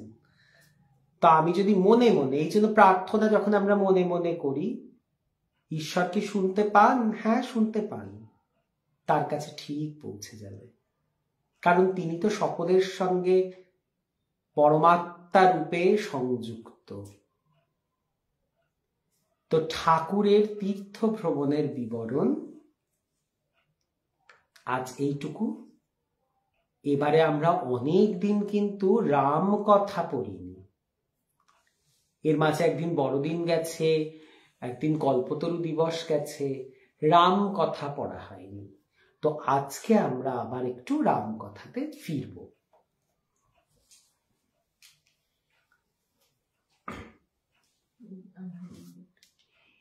এখানে আমরা পড়েছিলাম যে রামের তো সৈন্য দল এসে সমস্ত সমুদ্রের পাড়ে এসে বসেছে। রাবণের রাম সেনা দর্শন। শাস্ত্রবিহিত পদ্ধতিতে সৈন্য বিভাগ করে রাম আজ্ঞা দিলেন, নীলের সঙ্গে অঙ্গদ এবং বানর বাহিনীর মধ্যভাগে থাকবেন ঋষভ ও গন্ধমাদন, দক্ষিণ ও বাম পার্শ্ব রক্ষা করবেন। গন্ধমাদন এখানে কিন্তু পাহাড় নয়, সে অনেক পরে আসবে যুদ্ধের সময়, এটি একটি বানরের নাম। তারা চারিদিকে রক্ষা করবে। এইভাবে তিনি তো সমস্ত করে দিলেন। এইরূপ সৈন্য বিভাগ সম্পূর্ণ হলে রাম সুগ্রীবকে বললেন, এখন সুখকে মুক্তি দাও। সুখ হচ্ছে সেই যে রাবণ পাঠিয়েছিলেন সুগ্রীবের কাছে এক দূত, দিয়ে বলেছিলেন যে ওর ঝামেলায় তুমি জড়াচ্ছ কেন, এসো আমরা মিত্রতা করি। সেই সুখকে বন্দী করে রাখা হয়েছিল। রাম বললেন সুখকে মুক্ত করো। সুখ মুক্তি লাভ করেই ত্রস্ত হয়ে রাবণের কাছে উপস্থিত হলেন। রাবণ তাকে দেখে একটু হেসে বললেন, তোমার দুই পক্ষ কি বদ্ধ রয়েছে? ছিন্নের ন্যায় দেখাচ্ছে কেন? তুমি কি চঞ্চলমতি বানরদের হাতে পড়েছিলে? সুখ উত্তর দিলেন, আমি সাগরের উত্তর তীরে গিয়ে আপনার বার্তা সুগ্রীবকে মিষ্ট বাক্যে জানিয়েছি, কিন্তু বানররা আমাকে দেখেই লম্ফ দিয়ে ধরে পক্ষ ছেদন ও মুষ্টি প্রহারে উদ্যত হল। রাক্ষসরাজ এই বানররা স্বভাবত ক্রোধপ্রবণ ও উগ্র, তাদের সঙ্গে আলাপ বা বিচার করা অসম্ভব। রাম সেতু নির্মাণ করে সাগর পার হয়ে সসৈন্যে এখানে এসেছেন। দেব দানবের মধ্যে যেমন সন্ধি হয় না, সেইরূপ রাক্ষস বানরের মধ্যেও সন্ধি অসম্ভব। তারা নগর প্রাকারে উপস্থিত হবার পূর্বেই যা হয় স্থির করুন, সীতাকে ফিরিয়ে দিন, না হয় যুদ্ধ করুন। ক্রোধে রক্তনেত্র হয়ে রাবণ বললেন, দেব দানব গন্ধর্ব যদি যুদ্ধ করতে আসে, তথাপি সীতাকে দেব না। আচ্ছা, এখানে আমি কি একটু অংশ বাদ দিয়ে গেছি? অনেকদিন আগে পড়েছি তো আমার মনে নেই। যে এই যে রাবণের যে সেতু নির্মাণ হলো, সেটা কি আমি পড়েছিলাম?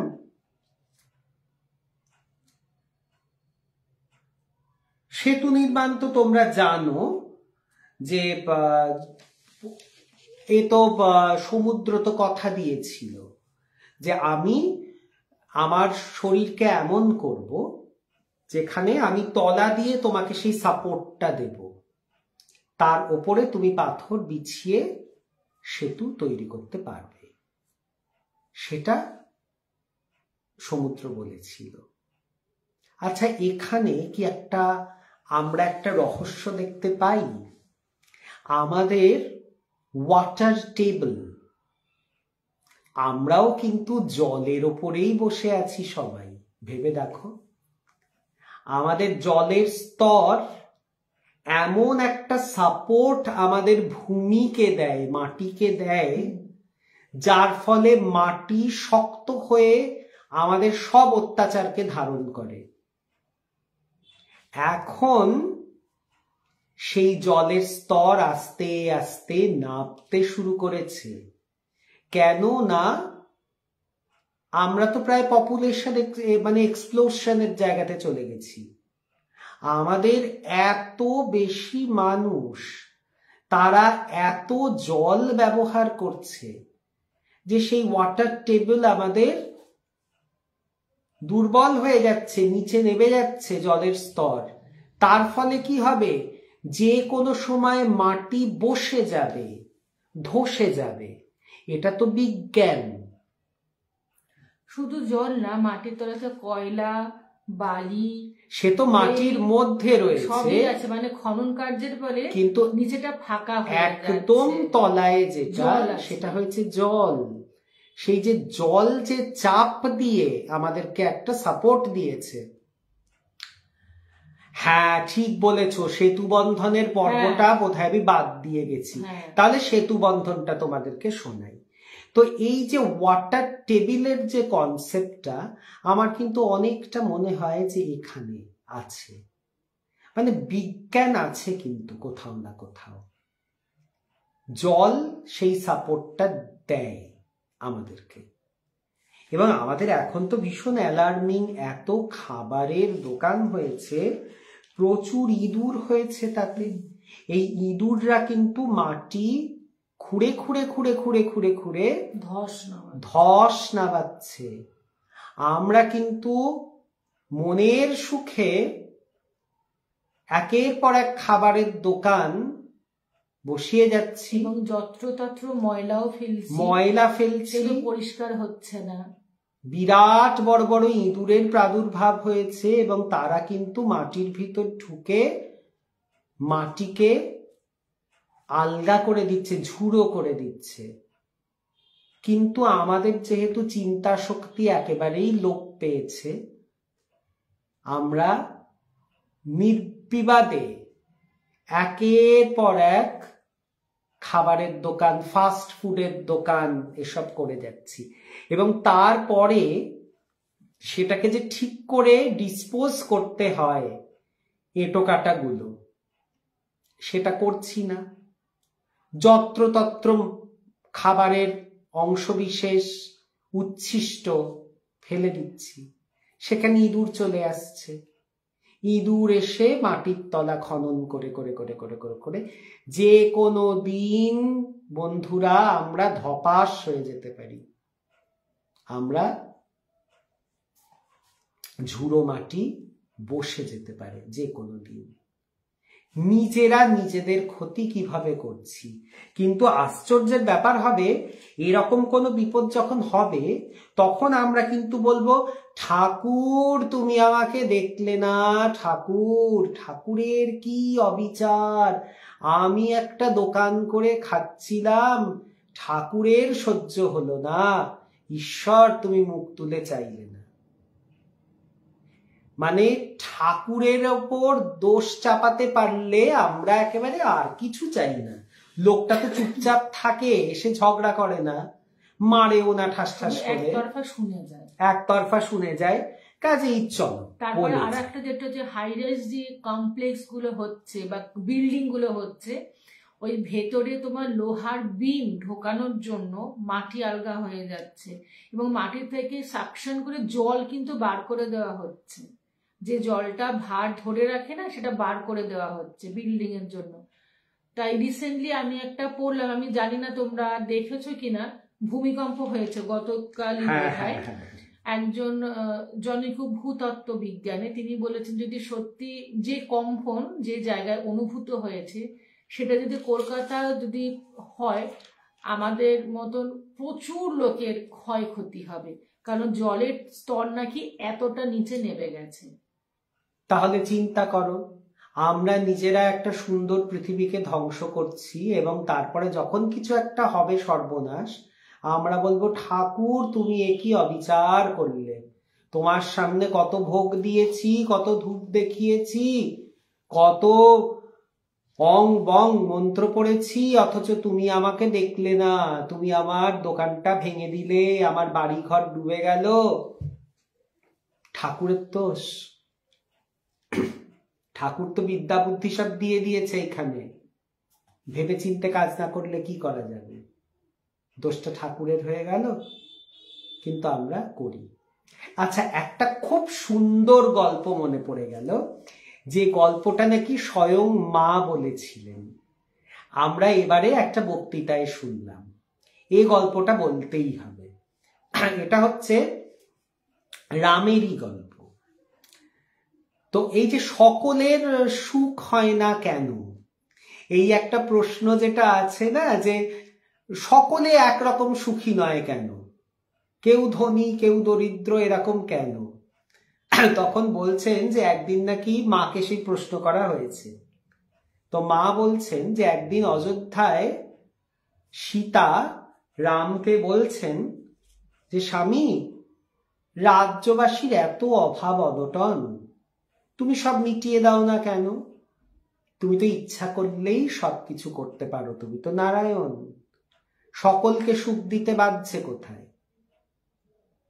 তো রামচন্দ্র বললেন, তাই তুমি বলছো, তুমি খুশি হবে? বলল, হ্যাঁ, সকলকে সুখী করে দিন না। ঠিক আছে, দেব।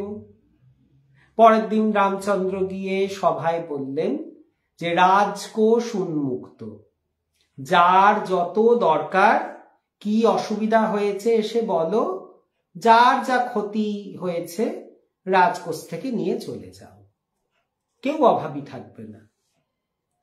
তাই হলো, দলে দলে মানুষ এলো এবং তারা নিজেদের দুঃখের কথা শুনিয়ে রাজকোষ থেকে পর্যাপ্ত পরিমাণে টাকা পয়সা নিয়ে, ধন সম্পদ নিয়ে তারা চলে গেল বাড়িতে।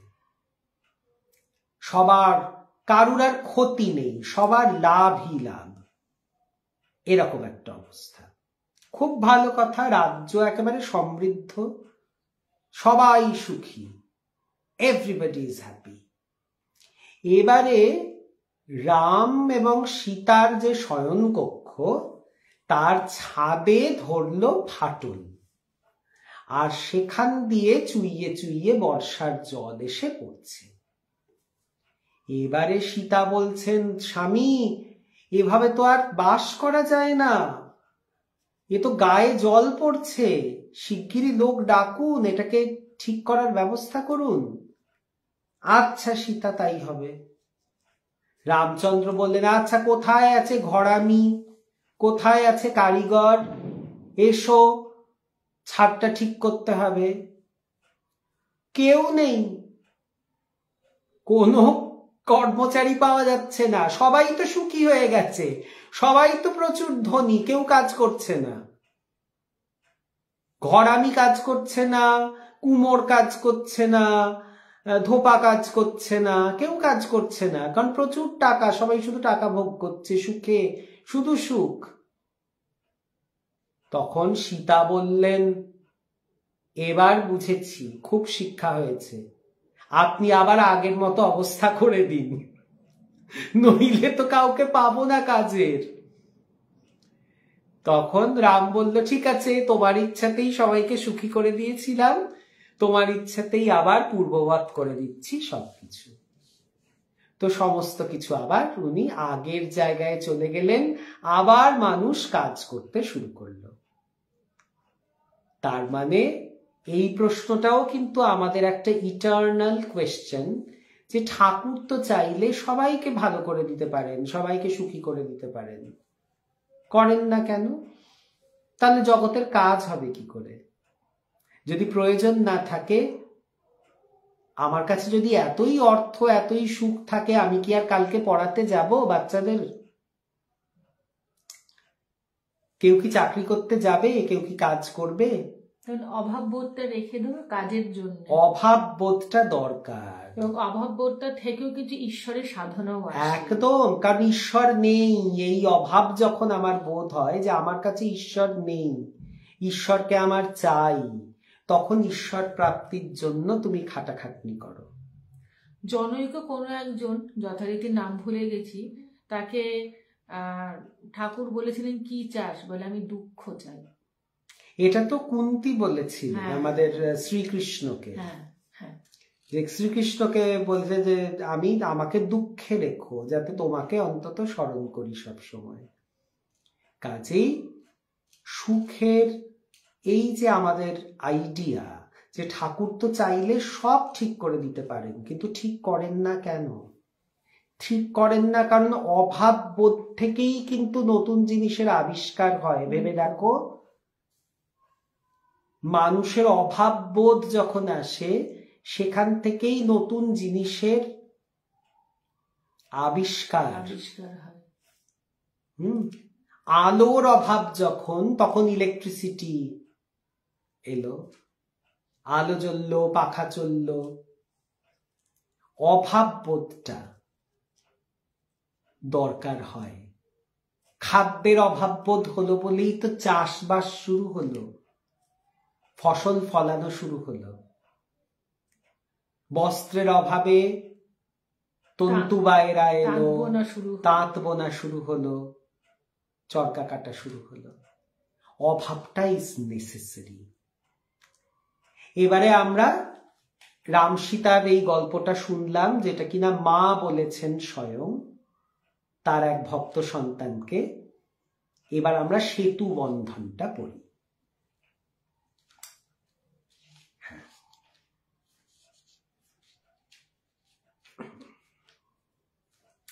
শার্দুল নামে রাবণের এক চর সুগ্রীব রক্ষিত রামসেনা দেখে বেগে লঙ্কায় গিয়ে রাবণকে বললে, মহারাজ, সাগরের ন্যায় অগাধ ও অপ্রমেয় বানর ভল্লুক সৈন্য রাম লক্ষ্মণের সঙ্গে লঙ্কা আক্রমণ করতে আসছে।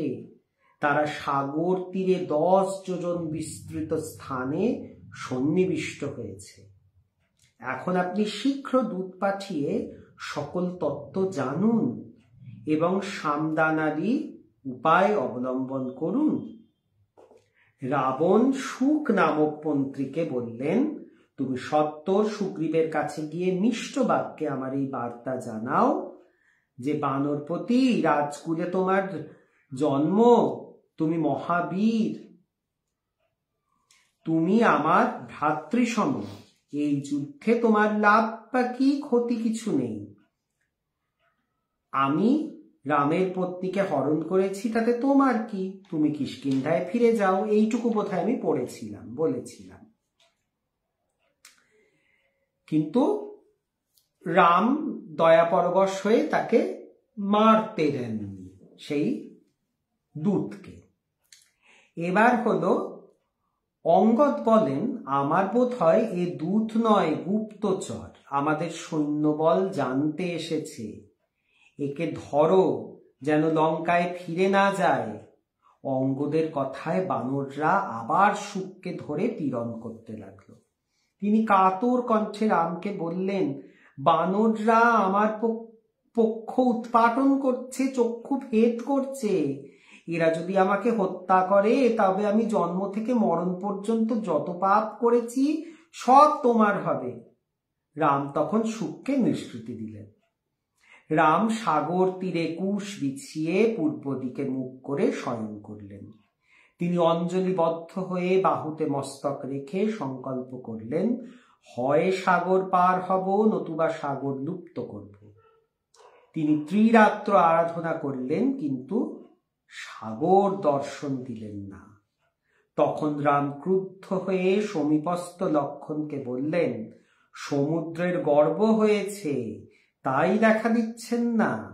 গুণহীন ধৃষ্ট ব্যক্তি শান্ত ভাব, ক্ষমা, সরলতা, প্রিয়বাদিতা প্রভৃতি সদ্গুণকে উপেক্ষা করে।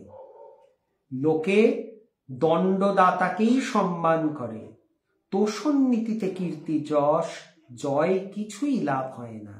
সৌমিত্রী, তুমি আমার ধনু ও অশিবিষ তুল্য স্বর নিয়ে এসো, আমি সমুদ্র শুষ্ক করব, বানররা পদব্রজে পার হবে। মানে রাম বললেন, দেখো, সবাই কিন্তু সেই শক্তের ভক্ত, নরমের জম। আমি যেহেতু শান্ত হয়ে প্রার্থনা করছি, অমনি আমাকে এরকম অবজ্ঞা করছে।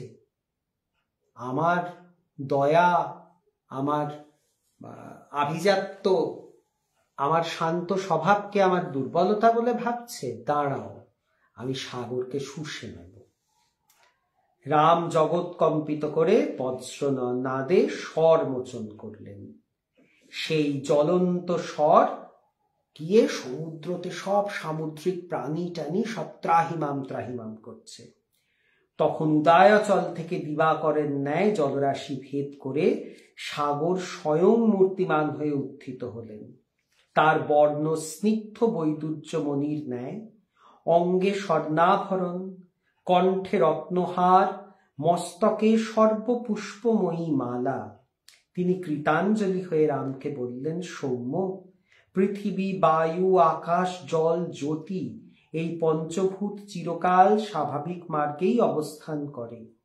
আমি স্বভাবত অগাধ ও অতরণীয়। কামনা, লোভ, ভয় বা অনুরাগের বশে জলরাশি স্তম্ভিত করতে পারি না। তুমি যে প্রকার উত্তীর্ণ হবে তা বলছি শোনো। বানর সেনা যখন পার হবে তখন আমি স্থলের ন্যায় স্থির থাকব। হিংস্র জলজন্তুরাও আক্রমণ করবে না। বললেন যে আমার উপর তুমি বৃথাই রেগে যাচ্ছ রামচন্দ্র। আমি তো আমার কর্ম করছি। আমি জল যেমন বয়, জল, বায়ু, আকাশ এরা সব নিজের নিজের স্থানেই থাকে। তো আমি কোথায় সরব বলো? আমার স্বভাব যে আমি অগাধ এবং আমাকে লঙ্ঘন করা যায় না সাঁতার কেটে। কাজেই আমি তো সেরকম। তবে হ্যাঁ, তোমাকে আমি বুদ্ধি দিই। তুমি বানরদেরকে বলো সেতু নির্মাণ করতে। যখন সেতু নির্মিত হবে আমি কিন্তু স্থির থাকব। আমি মাটির মতো অচঞ্চল থাকব। আমার উপরে পাথর ফেলে ফেলে ওরা সেতু বন্ধন করবে। রাম বললেন, আমার এই মহাবান অমোঘ, কোথায় একে নিক্ষেপ করব? সমুদ্র বললেন, আমার উত্তর দিকে দ্রুমকুল্য নামক স্থান আছে। সেখানে উগ্রদর্শন, আভীর প্রভৃতি দস্যুগণ আমার জল পান করে। সেই পাপীদের স্পর্শ আমি সইতে পারি না। সেইখানেই তোমার স্বর নিক্ষেপ করো। তখন রাম বজ্রতুল্য সেই স্বর মোচন করলেন। যেখানে স্বর পতিত হলো সেই স্থান মরুকান্তার নামে খ্যাত হলো। তো একজন এরকম উপজাতির কথা বলছেন যে তারা ভালো না, সমুদ্রের জল পান করে তারা। চিন্তা করো, ওই নোনা লবণাক্ত জল। তো বলছে যে আমি তাদের স্পর্শে আমি বড় কলুষিত। রামচন্দ্র, তুমি তাদের উদ্দেশ্যে স্বরকে নিক্ষেপ করো।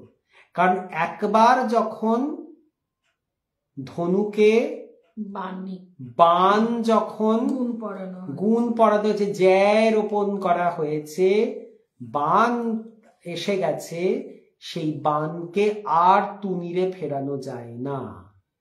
তাকে ছুঁড়ে দিতেই হয় কারুর না কারুর উদ্দেশ্যে। তো যেখানে গিয়ে সেই বাণটা পড়লো সে জায়গাটা শুষ্ক হয়ে গেল এবং মরুকান্তার নামে সেটা প্রসিদ্ধ হলো। আচ্ছা, এ ব্যাপারে আরেকটা জিনিস বলো তো। আমরা মাঝে মাঝেই বলি এবং করেও থাকি যে কথা একবার বলে ফেললে একদম সেটা আর মানে একবার নিক্ষেপ করলে সেটা পুনরায় ঢোকানো যায়, বেরিয়েই গেল। এইটাই শিক্ষণীয় যে বাণ যেটা কথার বাণ। দেখো, আমাদের কাছে তো রামের মতো ধনুর্বাণ নেই, কিন্তু এখান থেকে এইটা শিক্ষণীয় যে একবার যদি বাণ তাক করা হয় কোনো দিকে, তাকে নিক্ষেপ করতেই হয়। কাজেই কথা হচ্ছে বাণের মতো। তুমি কাকে কি বলছো সেই বাণ প্রস্তুত করার আগে 1000 বার চিন্তা করো। 1000 বার চিন্তা করে সেই বাক্য তুমি মুখ থেকে নিঃসৃত করো। তোমার কথা কাউকে জীবন দান করতে পারে, তোমার কথা কাউকে হতাশার অতলে নিক্ষেপ করতে পারে। কথা এতটাই পাওয়ারফুল, ক্ষমতাবান। অতএব আমাদের কাছে যে বাণ রয়েছে, বাক্যবাণ, সেই বাণকে সংযত রাখতে হবে। কারণ একবার বাক্য বেরিয়ে গেলে কাউকে না কাউকে তো সেইটা বিদ্ধ করে তবেই শান্ত হবে।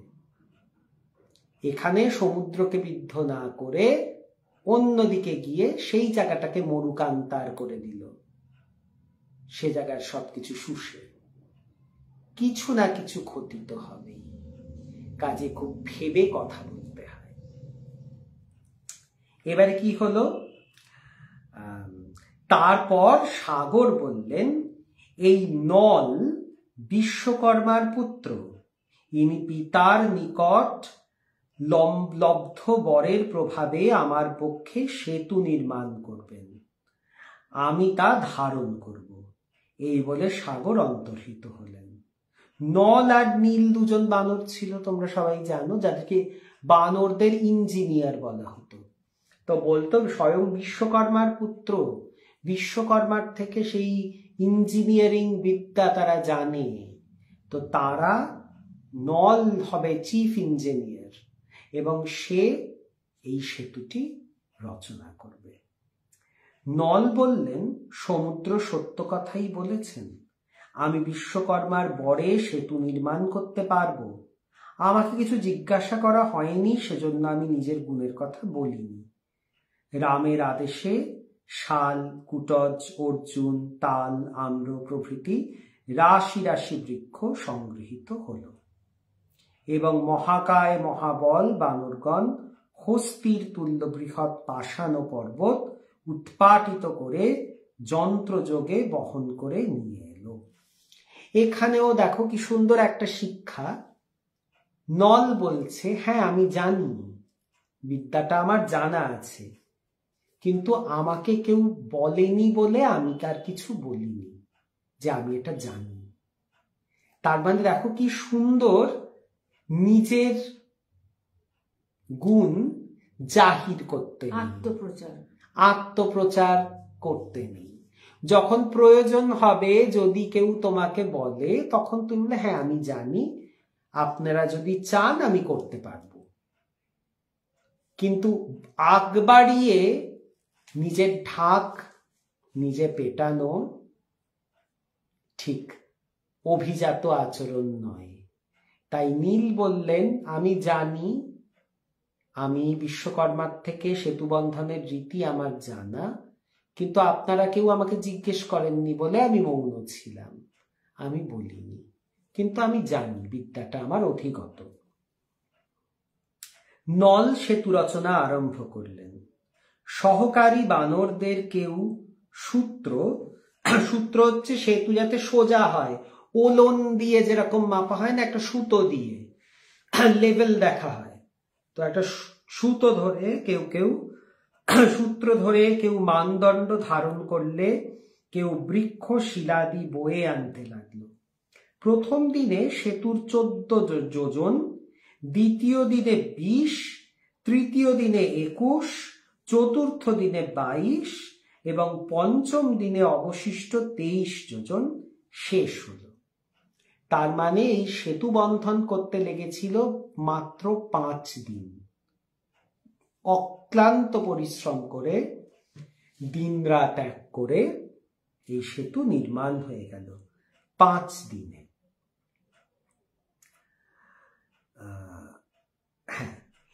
এই 100 যোজন দীর্ঘ 10 যোজন বিস্তৃত নলকৃত সেতু অশ্বরস্থ ছায়াপথের ন্যায় শোভা পেতে লাগলো। অম্বরস্থ ছায়াপথের ন্যায়, আকাশে যেমন ছায়াপথ থাকে মিল্কি ওয়ে, সেই রকম ভাবে শোভা পেতে লাগলো। দেখে সেরকম লাগলো যে ঘন নীল জলের মধ্যে ওরকম একটা সেতু।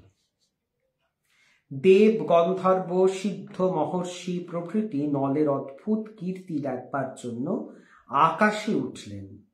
সমুদ্রের উপর সীমান্ত রেখার ন্যায় শোভমান এই সেতুপথ সহস্র কোটি বানর লাফাতে লাফাতে স্বগর্জনে পার হতে লাগলো। শত্রুর প্রতিরোধ নিবারণের জন্য বিভীষণ তার 4 জন সচিবের সঙ্গে অপর পারে গিয়ে গদা হস্তে সতর্ক হয়ে রইলেন। বিভীষণ কিন্তু একা আসেননি, 4 জন সচিব নিয়ে এসেছিলেন এবং সেই 4 জন সচিব নিয়ে উনি লঙ্কায় অলরেডি চলে গেলেন। উনি গিয়ে ওখানে দাঁড়িয়ে আছেন যাতে ওখান থেকে রাক্ষসরা অ্যাটাক না করে। উনি ওখানে গদা হস্তে দাঁড়িয়ে আছেন, দেখছেন যে এখান দিয়ে যখন বানররা আসবে কেউ যাতে কোন রকম ম্যানিপুলেশন না করে। তিনি দাঁড়িয়ে রইলেন ওখানে। রাম হনুমানের স্কন্ধে এবং লক্ষণ অঙ্গদের স্কন্ধ আরোহণ করে সসৈন্যে সমুদ্র উত্তীর্ণ হলেন। রামকে হনুমান কাঁধে নিয়েছে, অঙ্গদ লক্ষণকে কাঁধে নিয়েছে, নিয়ে সসৈন্য নিয়ে তারা সেটা পার হলেন। পরপারে এসে সুগ্রীব প্রচুর ফল মূল জল সমন্বিত স্থানে সেনা সন্নিবেশ করলেন। সেখানে যেখানে অনেক খাদ্য আছে, পানীয় জল আছে, কারণ যুদ্ধ কতদিন চলবে কেউ জানে না, খিদে পাবে, তেষ্টা পাবে, কাজে সেই রকম একটা এমন জায়গা, কন্ডিউসিভ একটা প্লেস দেখে ওরা সেখানে শিবির গাড়ল। তারপরের অংশটা আমি আগে পড়ে ফেলেছিলাম যে রাবণের কাছে গিয়ে মুক্ত হয়ে তার দূত সুখ বলল যে রাজা এরকম ভয়ঙ্কর সৈন্য এসেছে, তো তুমি কি করবে দেখো, শিগগিরই আপনি সীতাকে ফেরত দিন। রাবণ বললেন যা কিছু হয়ে যাক সীতাকে তো আমি ফেরত দেব না। এখন কিন্তু সীতা ইম্পর্টেন্ট নয়, এখন ইগো ইম্পর্টেন্ট। হ্যাঁ, অহংবোধ। আমরা অনেক সময় জানি যে আমরা যে কাজটা করেছি সেটা ভুল কাজ, কিন্তু সেই ভুলটার জন্য আমরা টুথ অ্যান্ড নেলস আমরা লড়ে যাই। কেন না আমরা কিছুতেই স্বীকার করব না যে আমরা ভুল করেছি, জগতের কাছে প্রমাণ করেই ছাড়বো যে যা করেছি বেশ করেছি। সেরকম সীতাকে রাখাটা চাইতেও বড় হয়ে দাঁড়ালো আমি তো হার মানবই না রামের কাছে, যে আসুক, দেব দানব যক্ষ রক্ষ গন্ধর্ব কিন্নর যে আসুক, সীতাকে আমি কিছুতেই ছাড়বো না, রামকে আমি দেব না। কারণ এখন এটা অহংকারের পর্যায়ে চলে গেছে, এখানে কিন্তু অহংবোধ কাজ করছে, এখন না শুরু থেকেই। কারণ রাবণ অহংকারের প্রতীক। একটু করতে হবে। হ্যাঁ বলো। শ্রাবণী মণ্ডল হালদার, লেট শুনছি আমি আর আমার ছেলে একসাথে। আমার ছেলে এইসব গল্প শুনতে খুব ভালোবাসে। ধন্যবাদ ভাই, খুব ভালো, খুব ভালো। মানে আমাদের বন্ধুরা যত আমাদের সঙ্গে এভাবে যুক্ত হবে, আর বাচ্চারা ওরাই তো আসল ভবিষ্যৎ। আমরা তো অনেকটা সময় কাটিয়ে দিই। ইউটিউবে আপলোড করা থাকবে, শুনে নিও পরে। হ্যাঁ, আর সিনারিটা একটু বেরিয়েছে, ওর কর্তা মশাই এসেছে। ও আচ্ছা আচ্ছা। না, আমরাও এখানে অনেকক্ষণ তোমাদেরও সময় নিয়েছি। আমরা আজকে এই অবধি রাখবো, সামনের দিন আবার দেখবো যে রাবণ এর পর কি করলো। তো ঠাকুর মায়ের সংসার এবং রামকথার আজকের মতো পর্ব এইটুকু রেখে তোমাদের কাছে বিদায় চাইব, এবং সবসময়তেই বলবো যে তোমরা আমাদেরকে সমৃদ্ধ করো, তোমরা তোমাদের অনুভূতি আমাদের সঙ্গে একটু ভাগ করে নাও, যদি ইচ্ছে হয়, জোর জবরদস্তি নেই, আমরা একটু তাহলে সমৃদ্ধ হতে পারি। এক একজনের কাছে জীবন এক একজনের কাছে ঈশ্বর এক এক ভাবে প্রকাশিত। অতএব কার কাছে কেমন প্রকাশ সেইটা জানার বড় ইচ্ছে।